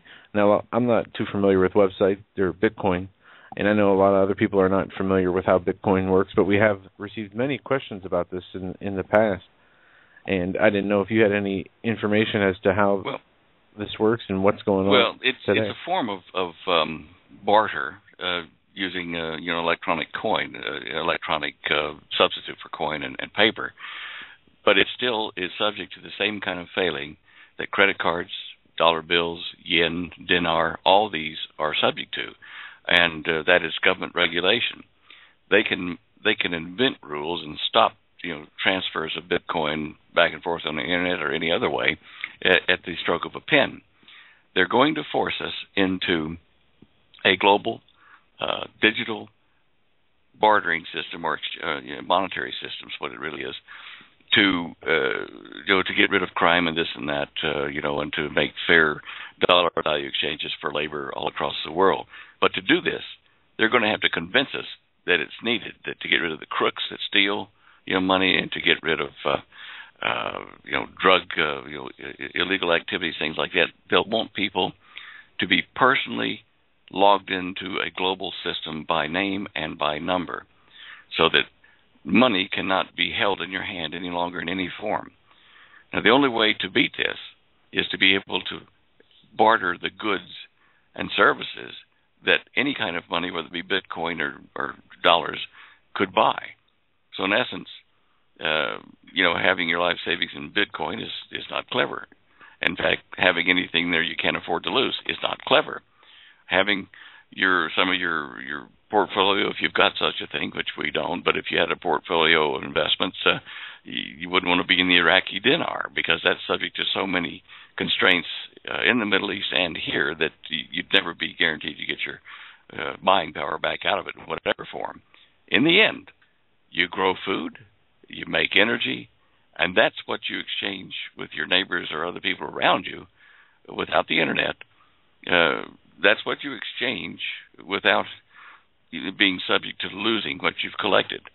If you have energy, if you have skills in, woodworking or transport, any of these kind of things that you can do with what you have on your property, whether it be truck and fuel or sawing materials and knowledge on how to make hen houses or something. I mean, these things are more valuable in the time to come, in the immediate future, than real cash money or credits, credit cards or Bitcoins or anything. You can't depend on those abstract forms of exchange of goods and services. This is what Holly and I have been trying to tell people. This is why it's important to have your freeze-dried food to supplement what you can grow yourself or barter yourself, or what you can barter with someone else to get some of their propane, to heat your food or your house. These things, the things that money buys today, these things are the new medium of exchange, the only one that will work, indefinitely. I mean, it's goods and services that you are personally in possession of or can supply to other people. I don't know how we can drum this into people that, you have a certain amount of, like 401ks, I guess people got and stuff like that if they're fortunate. But even a home is paid for, a property is paid for. At some point in time, you're going to have to walk off of it because you will have to pay taxes in the new system, which means you'll have to be marked, numbered, and have a digital account, which the Bible tells you do not do. Absolutely do not do. And that means that you've got to have knowledge of how to do things like grow food. It's going to be very important how to get fresh water, how to purify water with the sun, and some simple, tricks. It's going to get down to that base when the world government is set up, and the Antichrist is in charge of it, and he's forcing everyone to conform to the system, to the Agenda 21, and be herded into these cities and communes.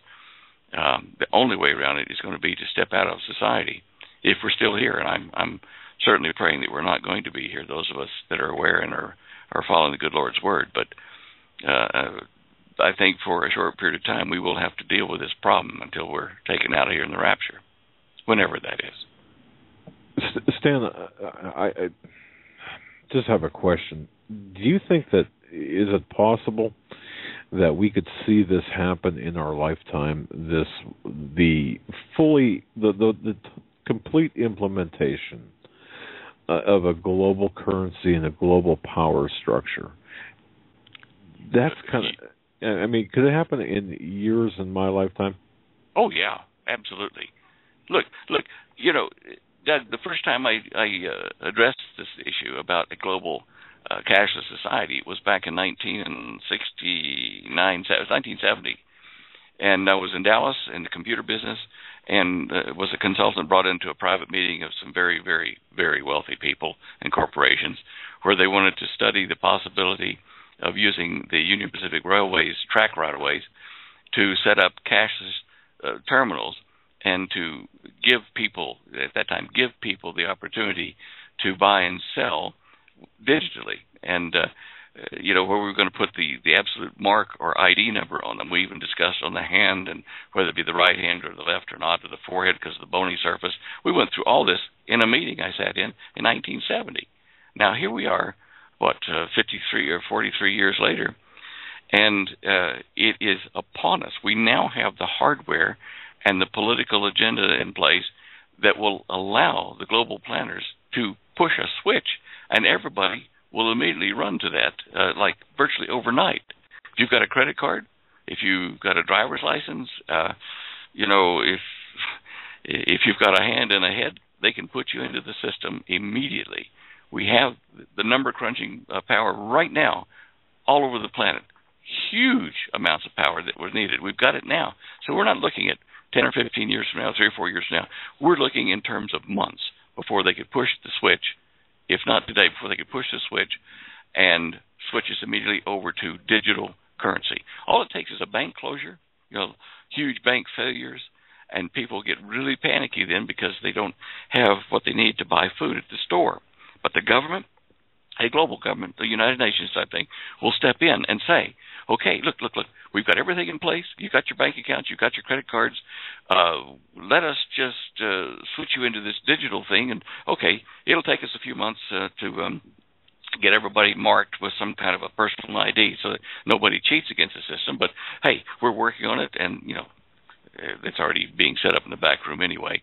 And the devices to mark us would take months, depending on how many people they put on the problem. And people would switch over to it happily if it means they can eat and they can, have their fun and entertainment and, jobs. They're not going to complain. And right now, should that happen, should a bank closure happen, worldwide, heavy demands on the currencies force things into, oblivion. then people will not worry about whether they're being marked or numbered unless they're really God-fearing and understanding people. So yeah, wow. Okay. Don't be waiting for it in a long time future. Pretend it's going to be tomorrow, because it could be. It very well could be. Well, look, Israel's a sign. Look. I mean, we know that since 1948, when Israel set up as a nation, it is the beginning of God's time clock for the last days of this age, the last years of this age, and we're now running out of time on that clock. I mean, it's yeah. So anyway. Okay. Yeah. Wow. We're seeing, switching gears here, we're seeing out of Berkeley here, California, there's been a girl, or among other people, who have contacted this polio-like illness. And I remember this last year up in New York State, the southern tier part, they were having children with these odd illnesses being taken out of school. But here it says a 4-year-old Berkeley girl is among an alarming number of California children experiencing mysterious polio-like symptoms since 2012. And it goes on to say that such as paralysis in one arm, respiratory illness, health experts say a virus related to polio could be responsible. Have you heard anything about this, Stan? Oh, yeah. Yeah, I mean, I've been listening to it and reading the news on it. It's one of a growing list of, pathogens or viral things, bacterial things that are kind of hard to detect unless you're, a medical doctor or something. And, we're seeing this as a fearful thing, that it's diseases that are taking us over, and the threat of wiping out large numbers of humans. But again, it follows in what Doug was saying. This is accenting the threat way beyond what it really is, because I am positive that they've got in the back room cures for a lot of this kind of stuff that they're not releasing, and because technically they don't know that it's something that they can cure. So we're supposed to be panicked, and there will be people, millions of people die according to the scriptures.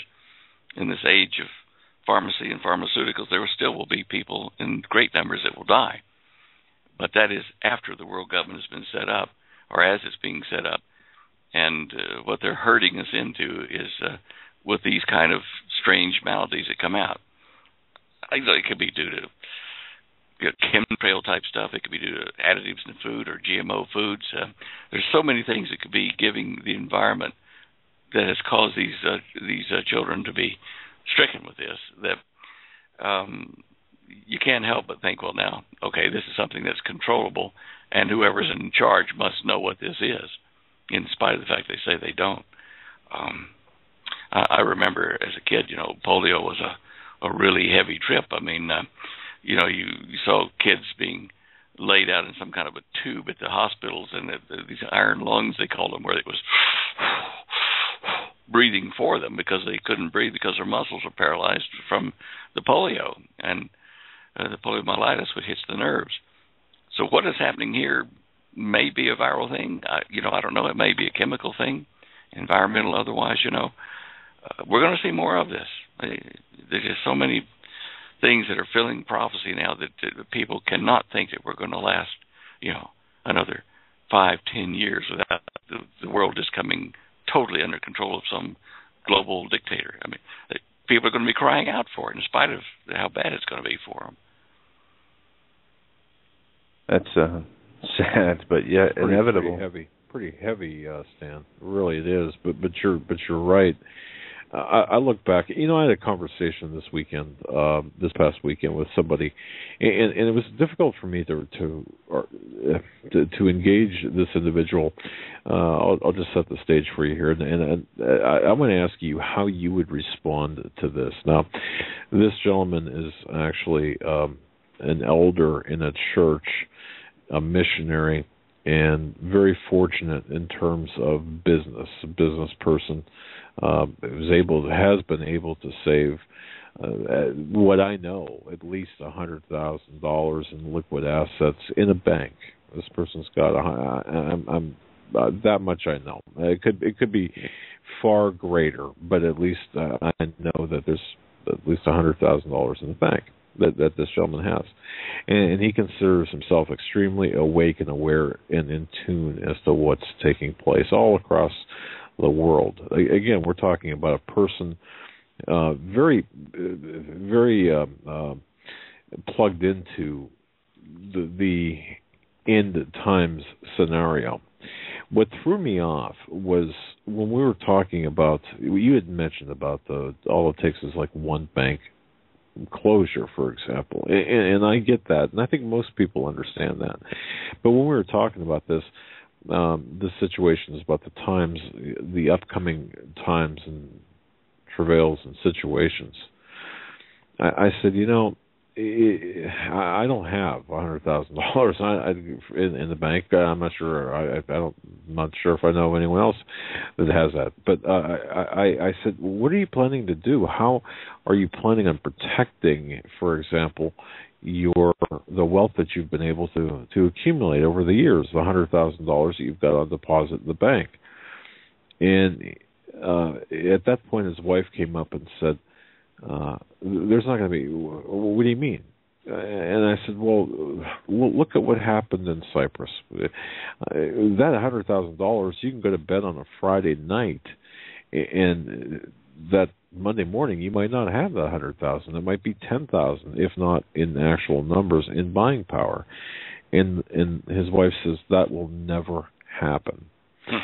Okay, now Stan, and I understand the real basis or the basics for the answer, but how would you, Stan Deyo, respond to that statement like that? Well, depending on the person you're talking to and their willingness to listen, I'd have to couch my answer in various ways. But the obvious thing is, look, if things go down the toilet, for food and food production and water and power, government, it's going to be like a man dying of thirst, crawling through the desert, and you come up to him and he's got a bag of gold he's tugging along with him, and you've got a truck full of cool water, ice water there, and you say to him, you want a drink? I can fly out of here with my stuff, my airborne truck, my helicopter, but, hey, I'll give you a gallon for all your gold. At that point, his life depends on it, I would say. And what would you do then? Would you rather have the gold that you can't drink or eat, or would you rather have the water that will sustain you? So people will be forced to look at what they need, not what they want so much, but what they need. And it won't be paper or credits or certificates of deposit of gold in this repository or that. That's what you cannot eat or drink. And believe me, these are going to be high on the list of priorities for people. Water, food, protection from each other and from shelter, from the weather and things like that. But that's what I would impress that person with and say, look, let's run the scenario. If we're not going to have a falling apart of the infrastructure of the world, then my argument falls apart, because we'll always have money and it'll be subject to the governments, but they'll always give us buying power with it. And so if there's no crisis to threaten us, then why worry about it? And so you say to them, are there any threats in the news? Is there the threat of a nuclear exchange in the Middle East and hence a terrorist attack in the United States particularly? Well, yes. Okay. Are there drought conditions that are impacting the food production and the cost of food and the availability of it? Well, yeah. Is it going to get better overnight, or does it take a few years, even if we started today, to repair the damage to the ecosystem that produces these things we need? What about the fresh water that we need every day that's dwindling and it's not being renewed? And I suppose I'd have more arguments up my sleeve about specifics on the day I was telling this person that. Look at the news, I would say today, drought, solar flare that missed us because it was aimed in the wrong direction, but that was 80% of the value of one of the flares that occurred in 1859 that wiped out so much communication and electronics that we had in the time. It was just telegraph lines and stuff like that. And, this thing happened today, and that thing is still coming our direction in the next week. probably a week to 10 days, it could be Earth-directed effective if it blasts out again. And then I'd say, look at this particular flare on the sun has gone around the sun. This is its third time around the sun in the last, 60 or 70 days. And it's gotten worse and worse. So is it going to hit us with something that's like an EMP and throw us back into this, the 1900s, horse and buggy days, candles and kerosene and no electricity? And I'd tell that person, do you follow these things? Do you watch the news that could affect you?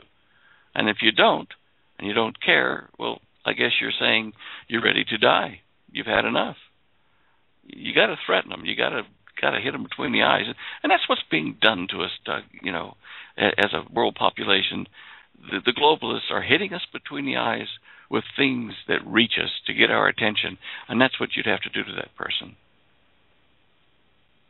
Find what gets them. Interesting perspective on that. And yeah, I had asked that question, posed that question to a couple of other people that I know, and it's interesting that the responses from the people in the know, people like yourself, very similar in nature. And I've heard from others who have dealt with people that are seemingly knowledgeable, that are otherwise rational, that have sensibilities, and yet there's this normalcy bias that seems to be so prevalent in today's society. So, and thank you for answering that. And thank you for taking the time. I know that some people would say, "Oh my goodness, what a basic question," but I'm sure others are running into this very same scenario with people that they know, that they love, that they care about, and it's just amazing to see that the disconnect there. That's just different. Wow. We've moved so far, from being involved in our food and resource production directly, that generation or two now don't even know, that there's anything other than go to the grocery store and get what you need, or turn on the tap and water flows out, or plug in something that runs on electricity. They just have become accustomed to it, and it will always be there. This cloud of denial or something is there that it's slightly variable for each person, but you can reach darn near everybody and say, okay, what if it impacts your golf playing, or those kind of people probably you're not going to reach at all. But that's what you got to do is impress them with the importance of it personally, and break them out of that fog of dependence. That she'll be right, mate. It's always there. It just is not going to be that way. Holly mentioned in that article she wrote on the website today that in 2001, I think it was, when we first came back to the States from Australia, we talked to local people here, the water board, as it were, in Beulah Valley, a little small town here, about 1,200 people, saying, look, you need more water than you got. You better prepare because there's a drought coming. Well, the next year the drought hit. And it made national, in fact, international news, because in Beulah, Colorado, I can see it out my window here.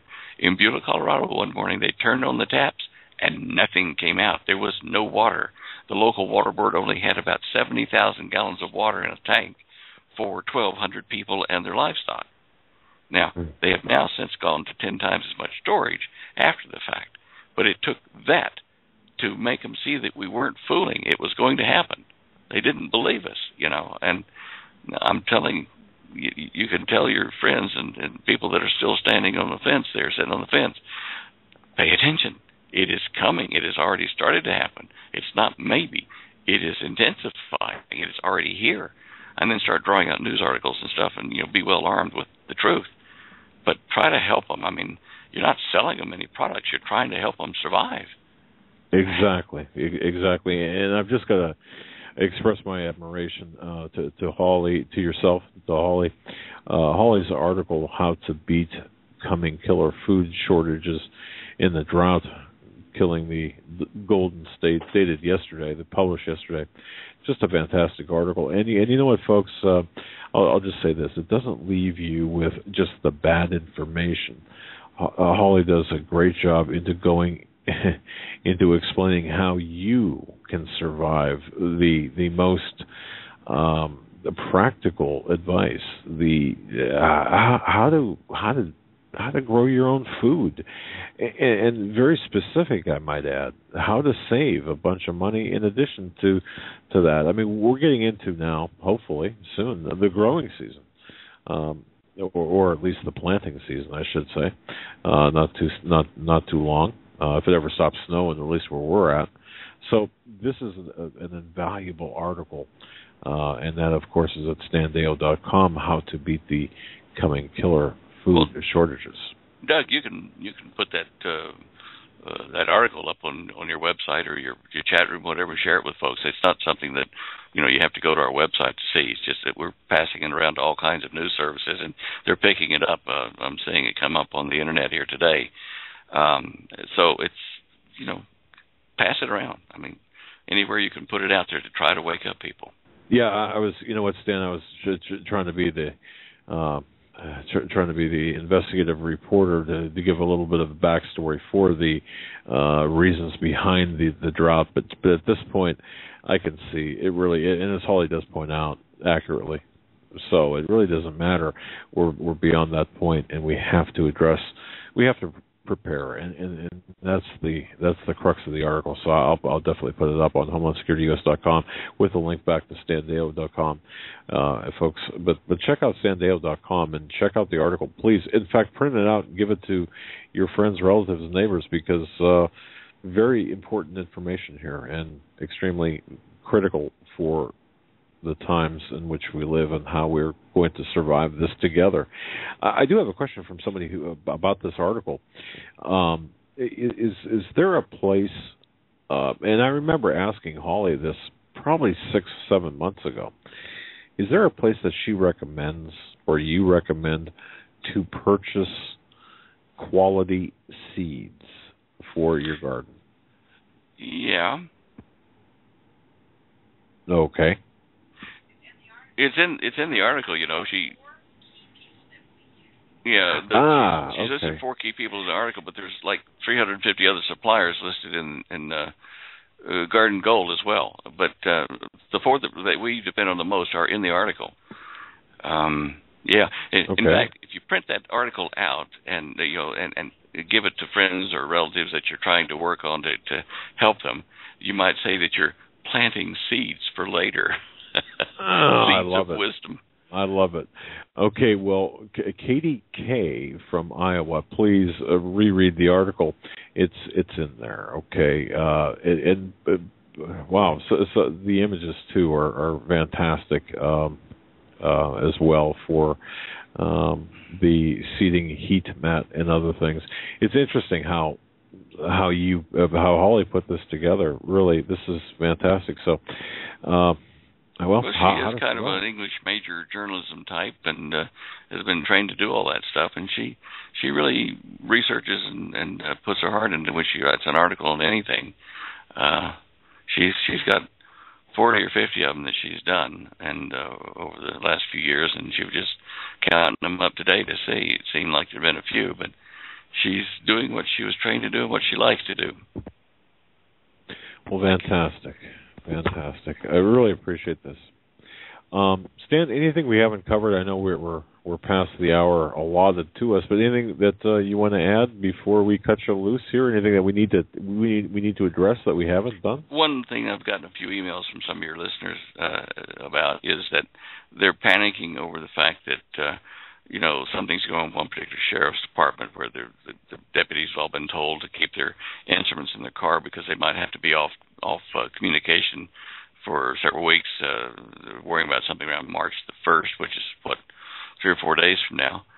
And it's related to nothing specifically, but the letters I'm getting are saying, okay, is this something to do with the sun and this X-class flare that just occurred? Is it going to come around in 4 or 5 days, be more Earth-directed, and wipe out our communications worldwide with an EMP?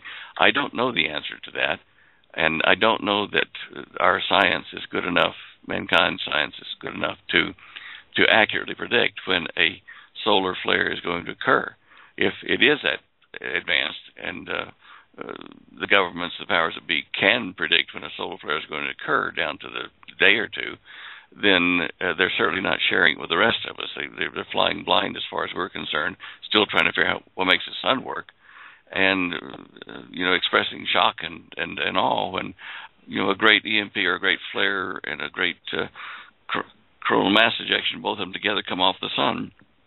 So if they're flying blind like we are, then I'd certainly be very attentive over the next 2 weeks. Is that right? 2 weeks, let's see, 14 days. Probably over the next 7 or 8 days anyway, get us probably past about March 4th or 5th, to the sun and that particular region which is producing these massive bipolar, plus-minus type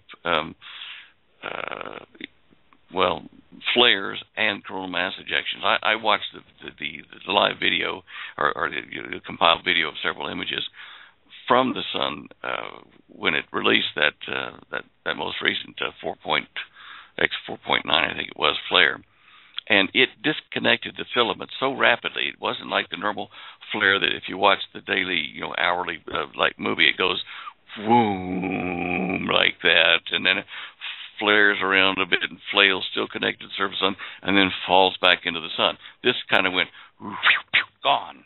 Whatever it ejected was gone like a bullet. It didn't hang around, and that was impressive. I don't see that often. So any of you that study these flares that come off the sun, you'll know what I'm talking about. There's a certain timing, speed and lethargy to them, but this was not that. I mean, if you blinked, you missed it being disconnected. This bipolar emission, and off it went like a high-speed smoke ring, I guess. But we call them halos out there. But let's watch that for the next week or so and see what happens. But nothing specific, obviously, for March 1st. Not that I know of. And don't panic, but, if you need to have emergency radios or stuff stuffed in a metal trash can, well, I'd do that just in case. You have to have whatever is surrounding, like metal cans or metal foil surrounding whatever you're trying to protect from an EMP that might come from that.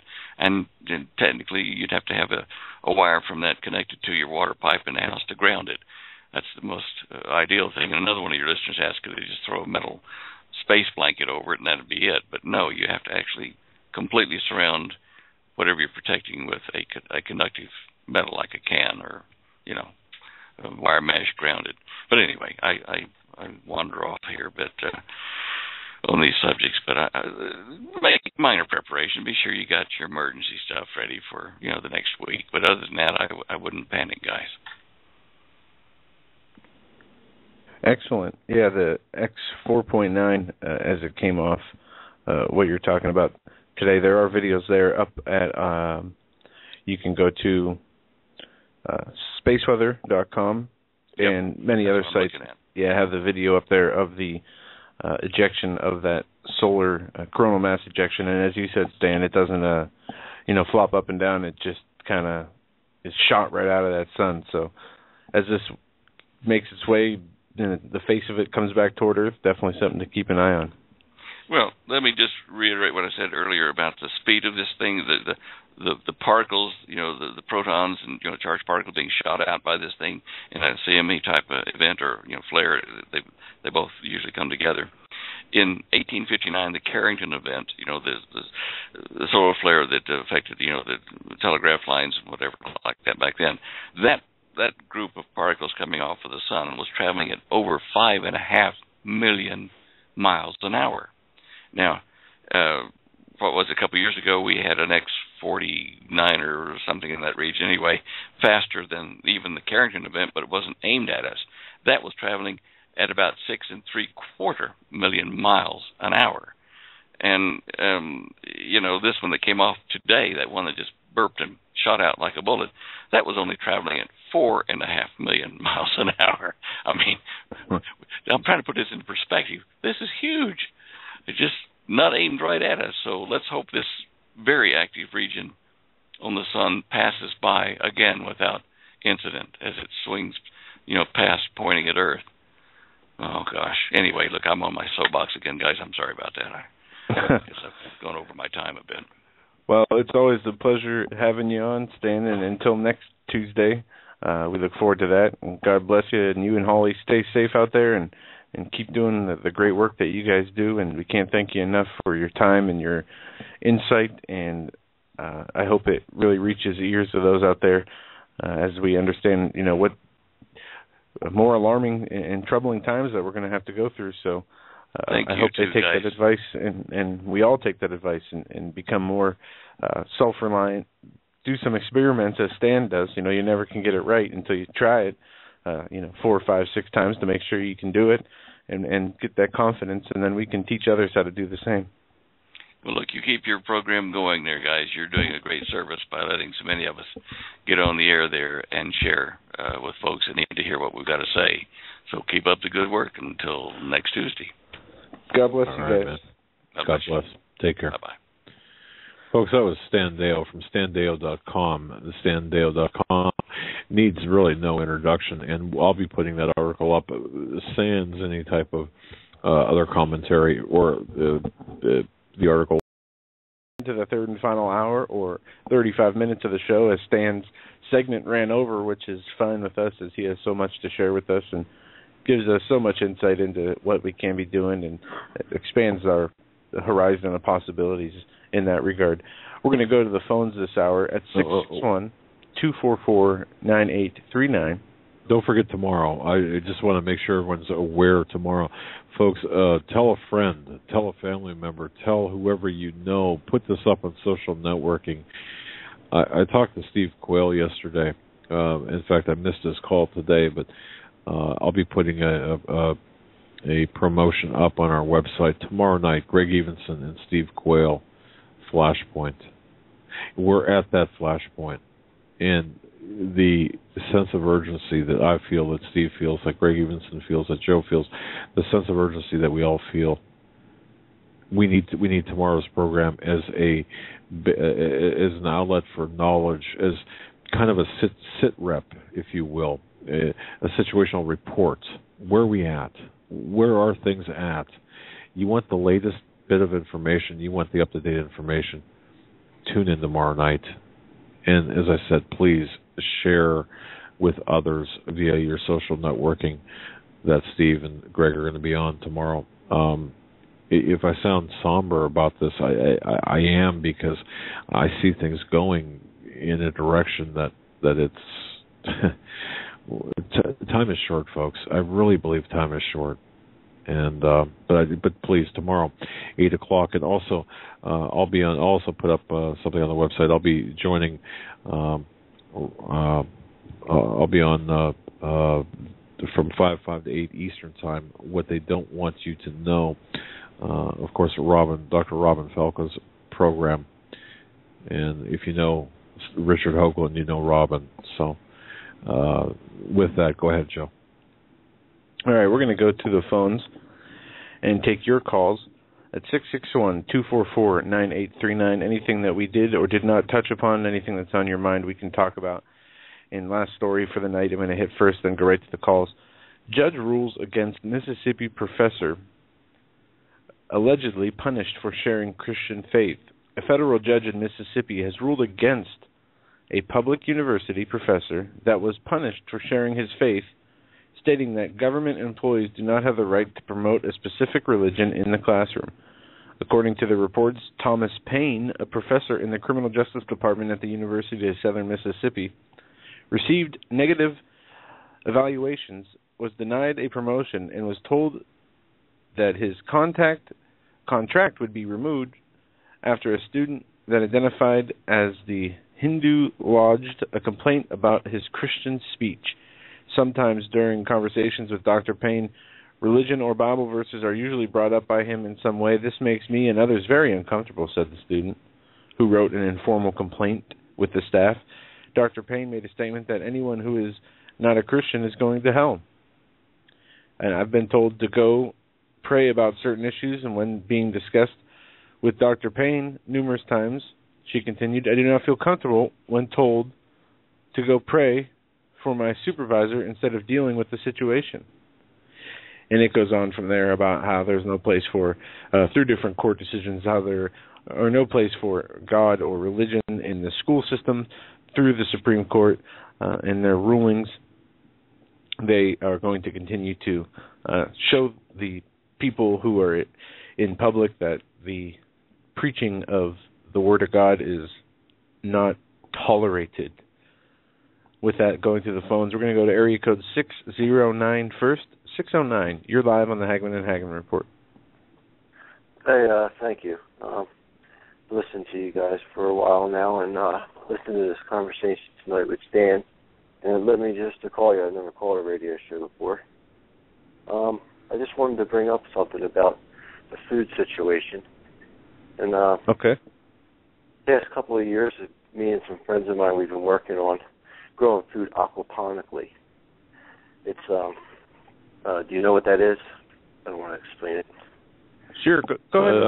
Hydroponically, you mean, or no? It's hydroponics. It's aquaponic. It's a mixture of aquaculture with fish and ponically grown, like with water. Oh wow! And okay.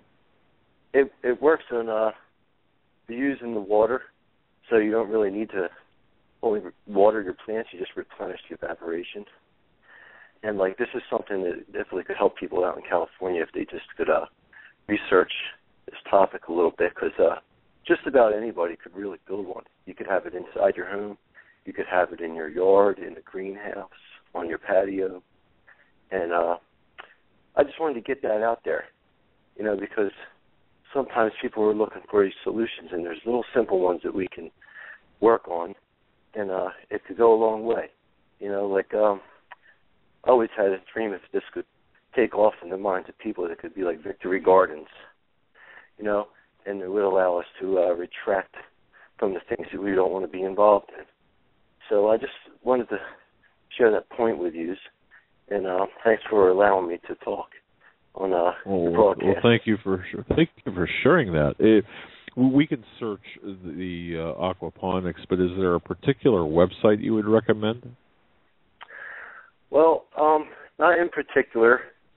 I haven't seen too much information because it's not really that popular, I don't think. But it is available, and there's diagrams available and things to build your own for small-scale systems. And, I don't really have a platform to be able to help anybody. I was just kind of calling and using you as a platform just to get the word out, because if somebody like me could figure it out, and I'm just a carpenter, and never really grew food before, if I could figure it out and it's working, and it's great because you get the vegetables from it, and you're reusing the water, so you're not, especially in a drought situation where there's lack of water. And in the system, there's water storage because, in the fish pond, and now you're growing fish too. So you're growing your own meat to eat too. And it almost has to be organic, because if not, the fish wouldn't survive. So you're getting like a lot of good things out of this. And I would like to just see maybe some people just look it up, man, and maybe it could spread and it could help, open the minds of people with these food situations that we're going to have, especially with the cost and the accessibility. So, and it's something we can all do. You don't need a yard. Good. I believe there's a man in Chicago who is growing a couple million pounds of produce per year in the city of Chicago doing this system. So it's just something to look into, and I appreciate you guys. Listen to you a lot. God bless you, and we're honored that we're the first show that you called. We're honored that to have you. Yeah. God bless you, my friend. Thank you so much for the information. Thank you, sir. All right. Excuse me. Some great information there, and something to look into if it is something that you think you can do. And we're going to keep moving with the calls here, as we got about a half hour left. So I see at least 10 calls. We're going to try and get through these as fast as possible. 603, you're up next. Coming to you now. You're live on the Hagmann and Hagmann Report. What's on your mind tonight? 603. All right. 603. We're going to come back to you. We're going to go to area code 702. 702. You're up next. You're live on the Hagmann and Hagmann Report. Hey, Joe, Doug. How are you guys doing?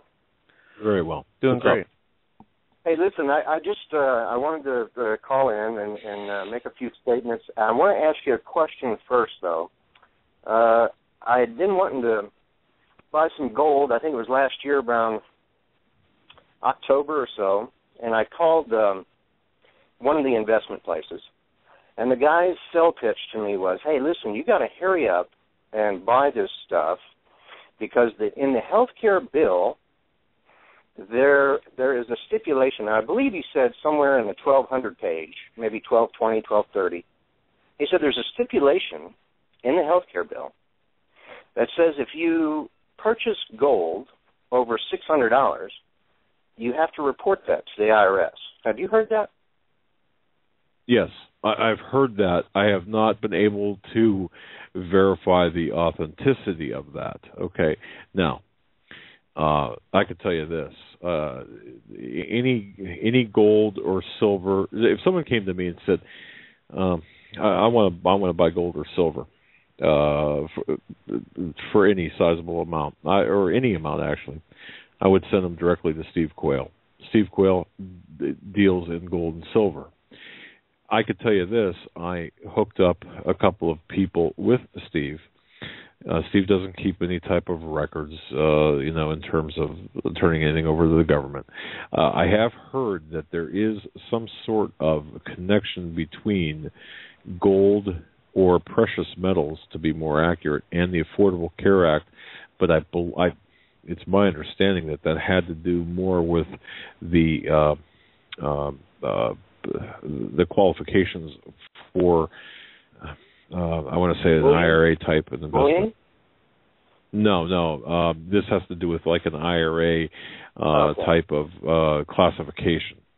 But as far as keeping records, it's to my knowledge, you could walk into your local coin shop and you could buy gold bullion, a gold coin or gold bullion, and not report it. I mean, at least I believe that to be the case. Okay. Yeah. Well, if anybody knows, if anybody knows, they've got the latest and greatest on that. I was more wondering if it applied to silver also, or if it was just gold. I've heard this in the context of, for example, assets and what would be covered like via IRA, and that they're suitable for an IRA type thing.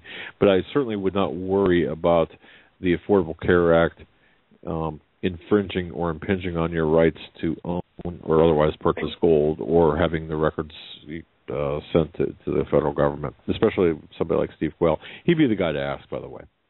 Right. And the second thing I want to bring up, this is kind of interesting. I you know how when you're praying and you're asking for guidance, and the Lord just downloads you information, and sometimes it just happens to do with you and nobody else. But here's my story. I was in order to fight an enemy, military-wise, you have to know your enemy. You have to know their weaknesses, their strengths. And, of course, I wanted to know a little bit more about the satanic side and what they had going for them and what they were trying to do. And, they have the third eye, right? That's always a symbol. You have the third eye. Do you guys know what that third eye actually represents? The eye of Horus, you mean? Are you talking? It's tied to the pineal gland, correct? The pineal gland? The pineal gland. Yeah. You know what that is, right? Yes, but So now, here's my point. Now, I said, okay, if it's tied to the pineal gland and they are flaunting it left and right, then there must be something to that. And so I said, well, maybe it's in the Bible. So I started researching, and believe it or not, it is mentioned in the Bible. And I found it. How it's a letter off, but it's still basically the same word, and it's in Genesis 32:30. It's a situation where Jacob was wrestling with the angel, right? And the angel, after they got through wrestling for a little bit, I guess Jacob asked who the angel was. He said, "Who are you?" And the angel says, "Why do you ask?" And then he says, "What is your name?" And Jacob says, "Well, my name is Jacob." And the angel says, "No longer will you be Jacob, you will be Israel." And right after that, Jacob says, "Well, I have seen the face of God, and I shall name this place Peniel, for I have seen the face of God." Now, you think about that. We have a gland in the middle of our brain that, with fluoride, is being calcified in our water, in our toothpaste, and it could be, and I'm just saying could be, a nefarious act to calcify Christians or anybody for that matter, to actually dumb them down. What if we are actually supposed to see the face of God? In other words, if you study the pineal gland, it regulates your hormones, your sleep patterns, your dreams. It does a lot of things. But if it's being calcified by fluoride, then we are missing out on a big part of our relationship with God, at least in my view. So I'll throw that out for people to ponder and study, and you can critique me all you want, but that kind of was what was downloaded to me. And the other thing I wanted to... your connection to the pineal gland is interesting to the extent that if you look at I believe pineal gland produces serotonin. Yeah. And some other. I'm just trying from memory here. But nonetheless, where did you get the text that you had quoted? That was Genesis 32. Okay. 30, and I paraphrased it. I mean, I wasn't reading out of the book itself, but it's Genesis 32:30, and it goes on from there. It's interesting how you. That's pretty interesting how he said that. Go ahead. And you break it down into the root word. It talks about. It says, "Face of God, Peniel or Peniel, a place east of the Jordan, also as Penuel, the name of two Israelites." Right. But isn't it interesting that we have a pineal gland? And isn't it interesting that they, I guess the dark side calls it the third eye, the all-seeing eye? What if we, as Christians, are being, that's a tremendous part of our relationship with God that's being hampered by what we're putting into our bodies? I'm just saying. It's really interesting. That's interesting how you kind of circle around to that. Well, see, I didn't do that. That was a download. If you guys know, if you're seeking God and you're praying and you're asking, and this didn't happen overnight. This was like 3 or 4 days of me, researching and meditating and praying, and then all of a sudden, boom, there's a download. So the other thing is the power of the spoken word. Now, a lot of Christians will read their Bible, but they'll read it silently. And I would say that if you do that, you might want to use your time a little bit more wisely and just read it aloud. I think, if I was God, I'd want my word read back to me. But the reason I bring that up is because I started studying a guy named Hans Jenny, and he was a scientist in Europe, and he did a lot of studies on sound. And I found that sound is extremely important. And like you said earlier, I think in the program, that Genesis, you're talking about the names and being bored and the yada, yada, yada. It was just, to me, Genesis used to be very dry. But then I started getting into it, and sound. The first part of Genesis, God said, and God said, and God said, and God said. Well, now, His Word is all creative. So I started studying that a little bit more. And Hans Jenny found out, or in his studies, he found out that the spoken Hebrew word, actually created specific patterns when he put metal on top of metal filings or what have you on top of a metal plate and then put frequency sounds to it, when he would put the Hebrew to it, it would create specific shapes. So that alluded to the fact that the Hebrew word was in itself creative. So I went on to study that a little bit more, and in Genesis 1:26, a lot of people say that, you know, when God created man, it was Genesis 2:7 when he said, you know, he formed man from the dust of the earth. But again, I had another download, and this tied into the fact that, yes, he formed us there, but he did not create us at that point. He created us back in Genesis 1:26 when he said, let us create man in our own image. So what he did first was he spoke the word, the creative word, and he said, let us create man in our own image, both male and female. So he created the female there too, in the creative word, correct? Now, that being said, we should create, or we should treat God's word the same way, I think. If we want something, if we need something, we confess his word, and his word goes forth because it's sound. Sound is a vibration. Everything is made of sound. Everything vibrates at a frequency. And if we have our faith behind it, that faith is backed by his love, and that love is at a specific frequency that goes through these solid objects, inanimate objects, and actually causes things to happen. That's why we can move mountains with our words. But again, we being Christians don't think that we have that kind of power. And it's not really us that has that power, it's Jesus inside of us. But we've got to get a grasp of how powerful sound is, and what we can do with it. I don't know if you guys have ever studied sound, but I encourage you or your listeners out there to do that. You're going to be absolutely amazed. And finally, on a TV, I was kind of thinking about this. I said, now, image of the beast. It says in the last times that we shall worship the image of the beast. And I've been running through that, and I'm like, image of the beast. What does that mean? A poster, or what's going to happen in the end? What are we going to do? And then it occurred to me that a TV projects an image, and that image goes forth.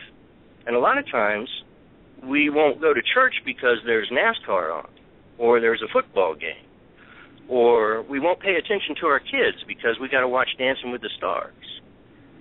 So are we worshiping the image of this beast? I don't know. Inquiring minds want to know. So if anybody slept at a Holiday Inn last night and knows more than that and wants to chime in, go ahead. But that's all I got, guys. And I'll get off and let somebody else talk to you. Well, thank you for the insight, and what was shown to you, we really appreciate it, and something to consider, and hopefully we'll comment on later this week.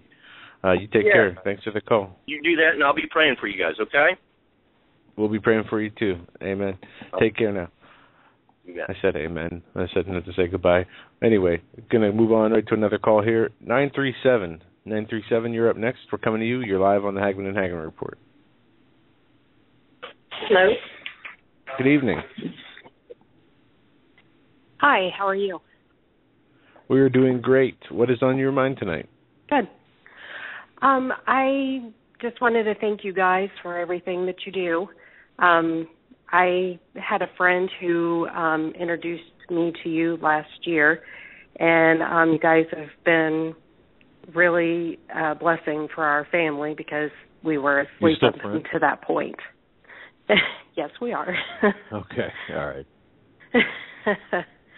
But I just wanted to say a couple things.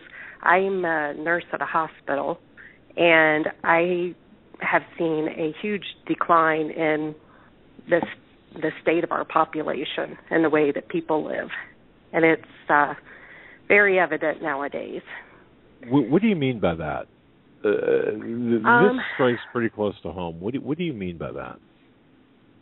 Well, a lot of people are without insurance, and they don't take care of themselves. They don't take their medicine, but yet they still choose to drink, smoke, and do their heroin. And it's not just, a couple patients, which it used to be years ago. Now it's like a lot of patients. So we have a lot of... Is that a behavior? Okay. Wow. I could talk to you for about an hour. Is what you're seeing, is this a behavioral, what's causing this? I wish I knew, because it goes from 20 to 60. It's not a certain age group that it's happening to. It's everybody from 20 to 60. It's years ago, it just used to be every now and then, but now it's like every single one of my patients does one or the other. Have you noticed a lack of, or how do I even frame this question? Have you noticed an increase in, well, I guess this is what you're saying, a lack of caring? In other words, people giving up, I suppose. Yes. It doesn't matter anymore. They're just going through life to go through life, and people aren't living to live. Okay. All right. Interesting observation. I've been seeing that in different segments of people I've been dealing with, where they've got family members who are just giving up and just saying, you know what, they're stopping taking medication. They're undergoing personality changes. Their behavior is being affected, and it's just something I've never seen before. So, and as a nurse, you get a front row seat to this. Wow. I do. Yep. Wow. So I can't escape it, because every day I go to work, it's there. So. What about the family? Are the families kind of just clueless as to what's? Do they feel helpless, or do they see what's going on and recognize it, or are they oblivious to what's going on? In your view, I'd probably say that some of them are oblivious and some of them aren't. They don't participate in the behavior with them, but they know it's going on and they don't try to do anything for them. Interesting. So interesting. Wow. And even with some of the medications, people not taking it for whether it's blood pressure or their diabetes, there's so many cheap generic drugs that you can get at Kroger's, and people just don't even do that. That's true. Then they come to the hospital and, they've been sick for a long time, and now they're in worse shape than they were before. But they can still, get their pack of cigarettes and their 12-pack of beer. Right. It's just almost amazing how they choose to do that rather than take care of themselves. Kind of a very intentionally self-destructive behavior pattern, and I've noticed the increase of this, and I just can't put my finger on why, or where this self-destruction is coming from. I've just noticed this more and more. So you've just actually confirmed my observations. Wow, thank you. Oh. The other thing I heard. Stan mentioned the March 1st date, and Steve has an article on his website today from before it's news, and it was a video from John Moore, the Liberty Man, and that's maybe what people were sending him emails in reference to. Gotcha. I've gotten a couple of emails I haven't read about that, but okay. So, okay. Yeah, and I also want to thank you for having Pastor Paul Begley on your show. He has been a true blessing as well. We got hooked on his show after listening to him on your show one night. We're Catholic, and, we don't get to hear somebody preach the way that Pastor Paul does. And it's really, really been very helpful. So. But Paul's a riot. I mean, he's a great guy. He really is. He is full of energy, and it's just amazing how he connects what's going on in life to the Bible. And it really has helped us understand because, we've only been aware totally of things going on in the last year. And so it's really helped us put it in perspective. So thank you for that. That's great. Well, thank you for your kind comments and for listening and keeping on listening. And we really appreciate that. And just want to say God bless you. And you've got a hard job out there being a nurse. You really do. Yes, I do. It is a very hard job. It's gotten a lot harder, especially now that you're more aware as to things going on in the world around us. Absolutely. Well, thank you, dear, for the call. We really appreciate it. You keep listening, and thank you. And hopefully you'll call again. God bless you. Stay safe. Talk soon. Thank you. Bye. All right. Wow, we got a few minutes of the show left here. I just want to hit this real quick. I just want to, just to remind people about the Connecticut issue. It's going to be interesting, the showdown. We mentioned this earlier. We mentioned this in previous programs. Don't forget, last month it was revealed that out of every 2.5 million high-capacity magazines in Connecticut, there's been less than 40,000 that have been registered. The authorities, the lawmakers, they're saying, "Hey, where are all of these high-capacity magazines?" And have they just simply vanished? No, they're not being registered. Folks, keep your eyes on this. This, I believe, truly is extremely important. By the way, only 50,000 semi-automatic rifles have been registered. This is further evidence that the gun owners in Connecticut are not cooperating with the law. To me, this is the finest method of civil disobedience and the most important method of civil disobedience. Am I advocating breaking the law? No, I am advocating following the Constitution, which is the law of the land. It's just interesting to see how many people, how many gun owners are actually complying with, and how many are saying, you know what, we're not going to comply. So, folks, keep your eye on this anti-gun agenda in Connecticut, because this could be ground zero for the nation. That in New York, this could be the template for what happens next.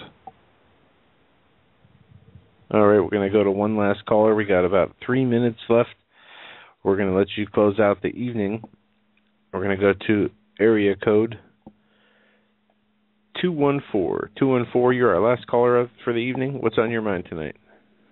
Oh, hi, great. It strikes me that caller 1 and caller 2 are tied together. I was listening very intently to the nurse describe all of the symptoms that she was seeing at the hospital with people just giving up. And it struck me that caller 1 was describing exactly that, with the calcification of the pineal gland. And I was just going to look this up to make sure the pineal gland does create serotonin, but serotonin is one of the necessary chemicals for proper brain function. And if our pineal gland is being calcified and our brains are not functioning properly, because of fluoride, I haven't made all these connections. I'm just tying these two calls together.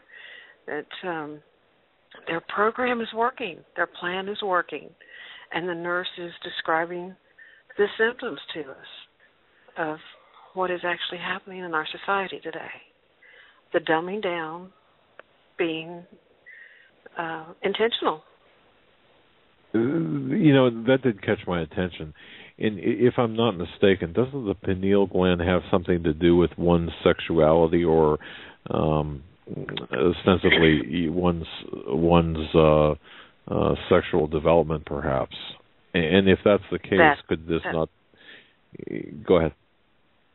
That's entirely possible. You were so quick to answer the call. answer my call, I was just going to pull the pineal gland up on the internet and see what I could learn about it real quick, because I really don't know. I would have to lie, and I don't want to do that. So, yeah, well, but the beyond connections that the first caller made, and I do know serotonin is essential for the proper function of our brain. Right. It's a mandatory chemical, and it's the one that we would create from tryptophan, which was banned by the government because of the debacle that happened sometime in the 80s. Out of I believe it was a company from overseas that had a tainted supply that hit our market, and so they eliminated tryptophan from being able to purchase it. Didn't they sell that as like a kind of like a tranquilizer or something, or a mood state, or a calming effect drug? It has a calming effect. It does. Okay. Because your body has to have serotonin in your brain in order to function properly. Gotcha. And now you can buy a capsule form of 5-HTP, which is 5-hydroxytryptophan, I think is what that is, and that's a precursor to tryptophan, which helps create the serotonin in your brain. And if you're lacking serotonin, it's going to start connecting things for you that have never been connecting properly. And if you have plenty of serotonin, it's just going to put you to sleep.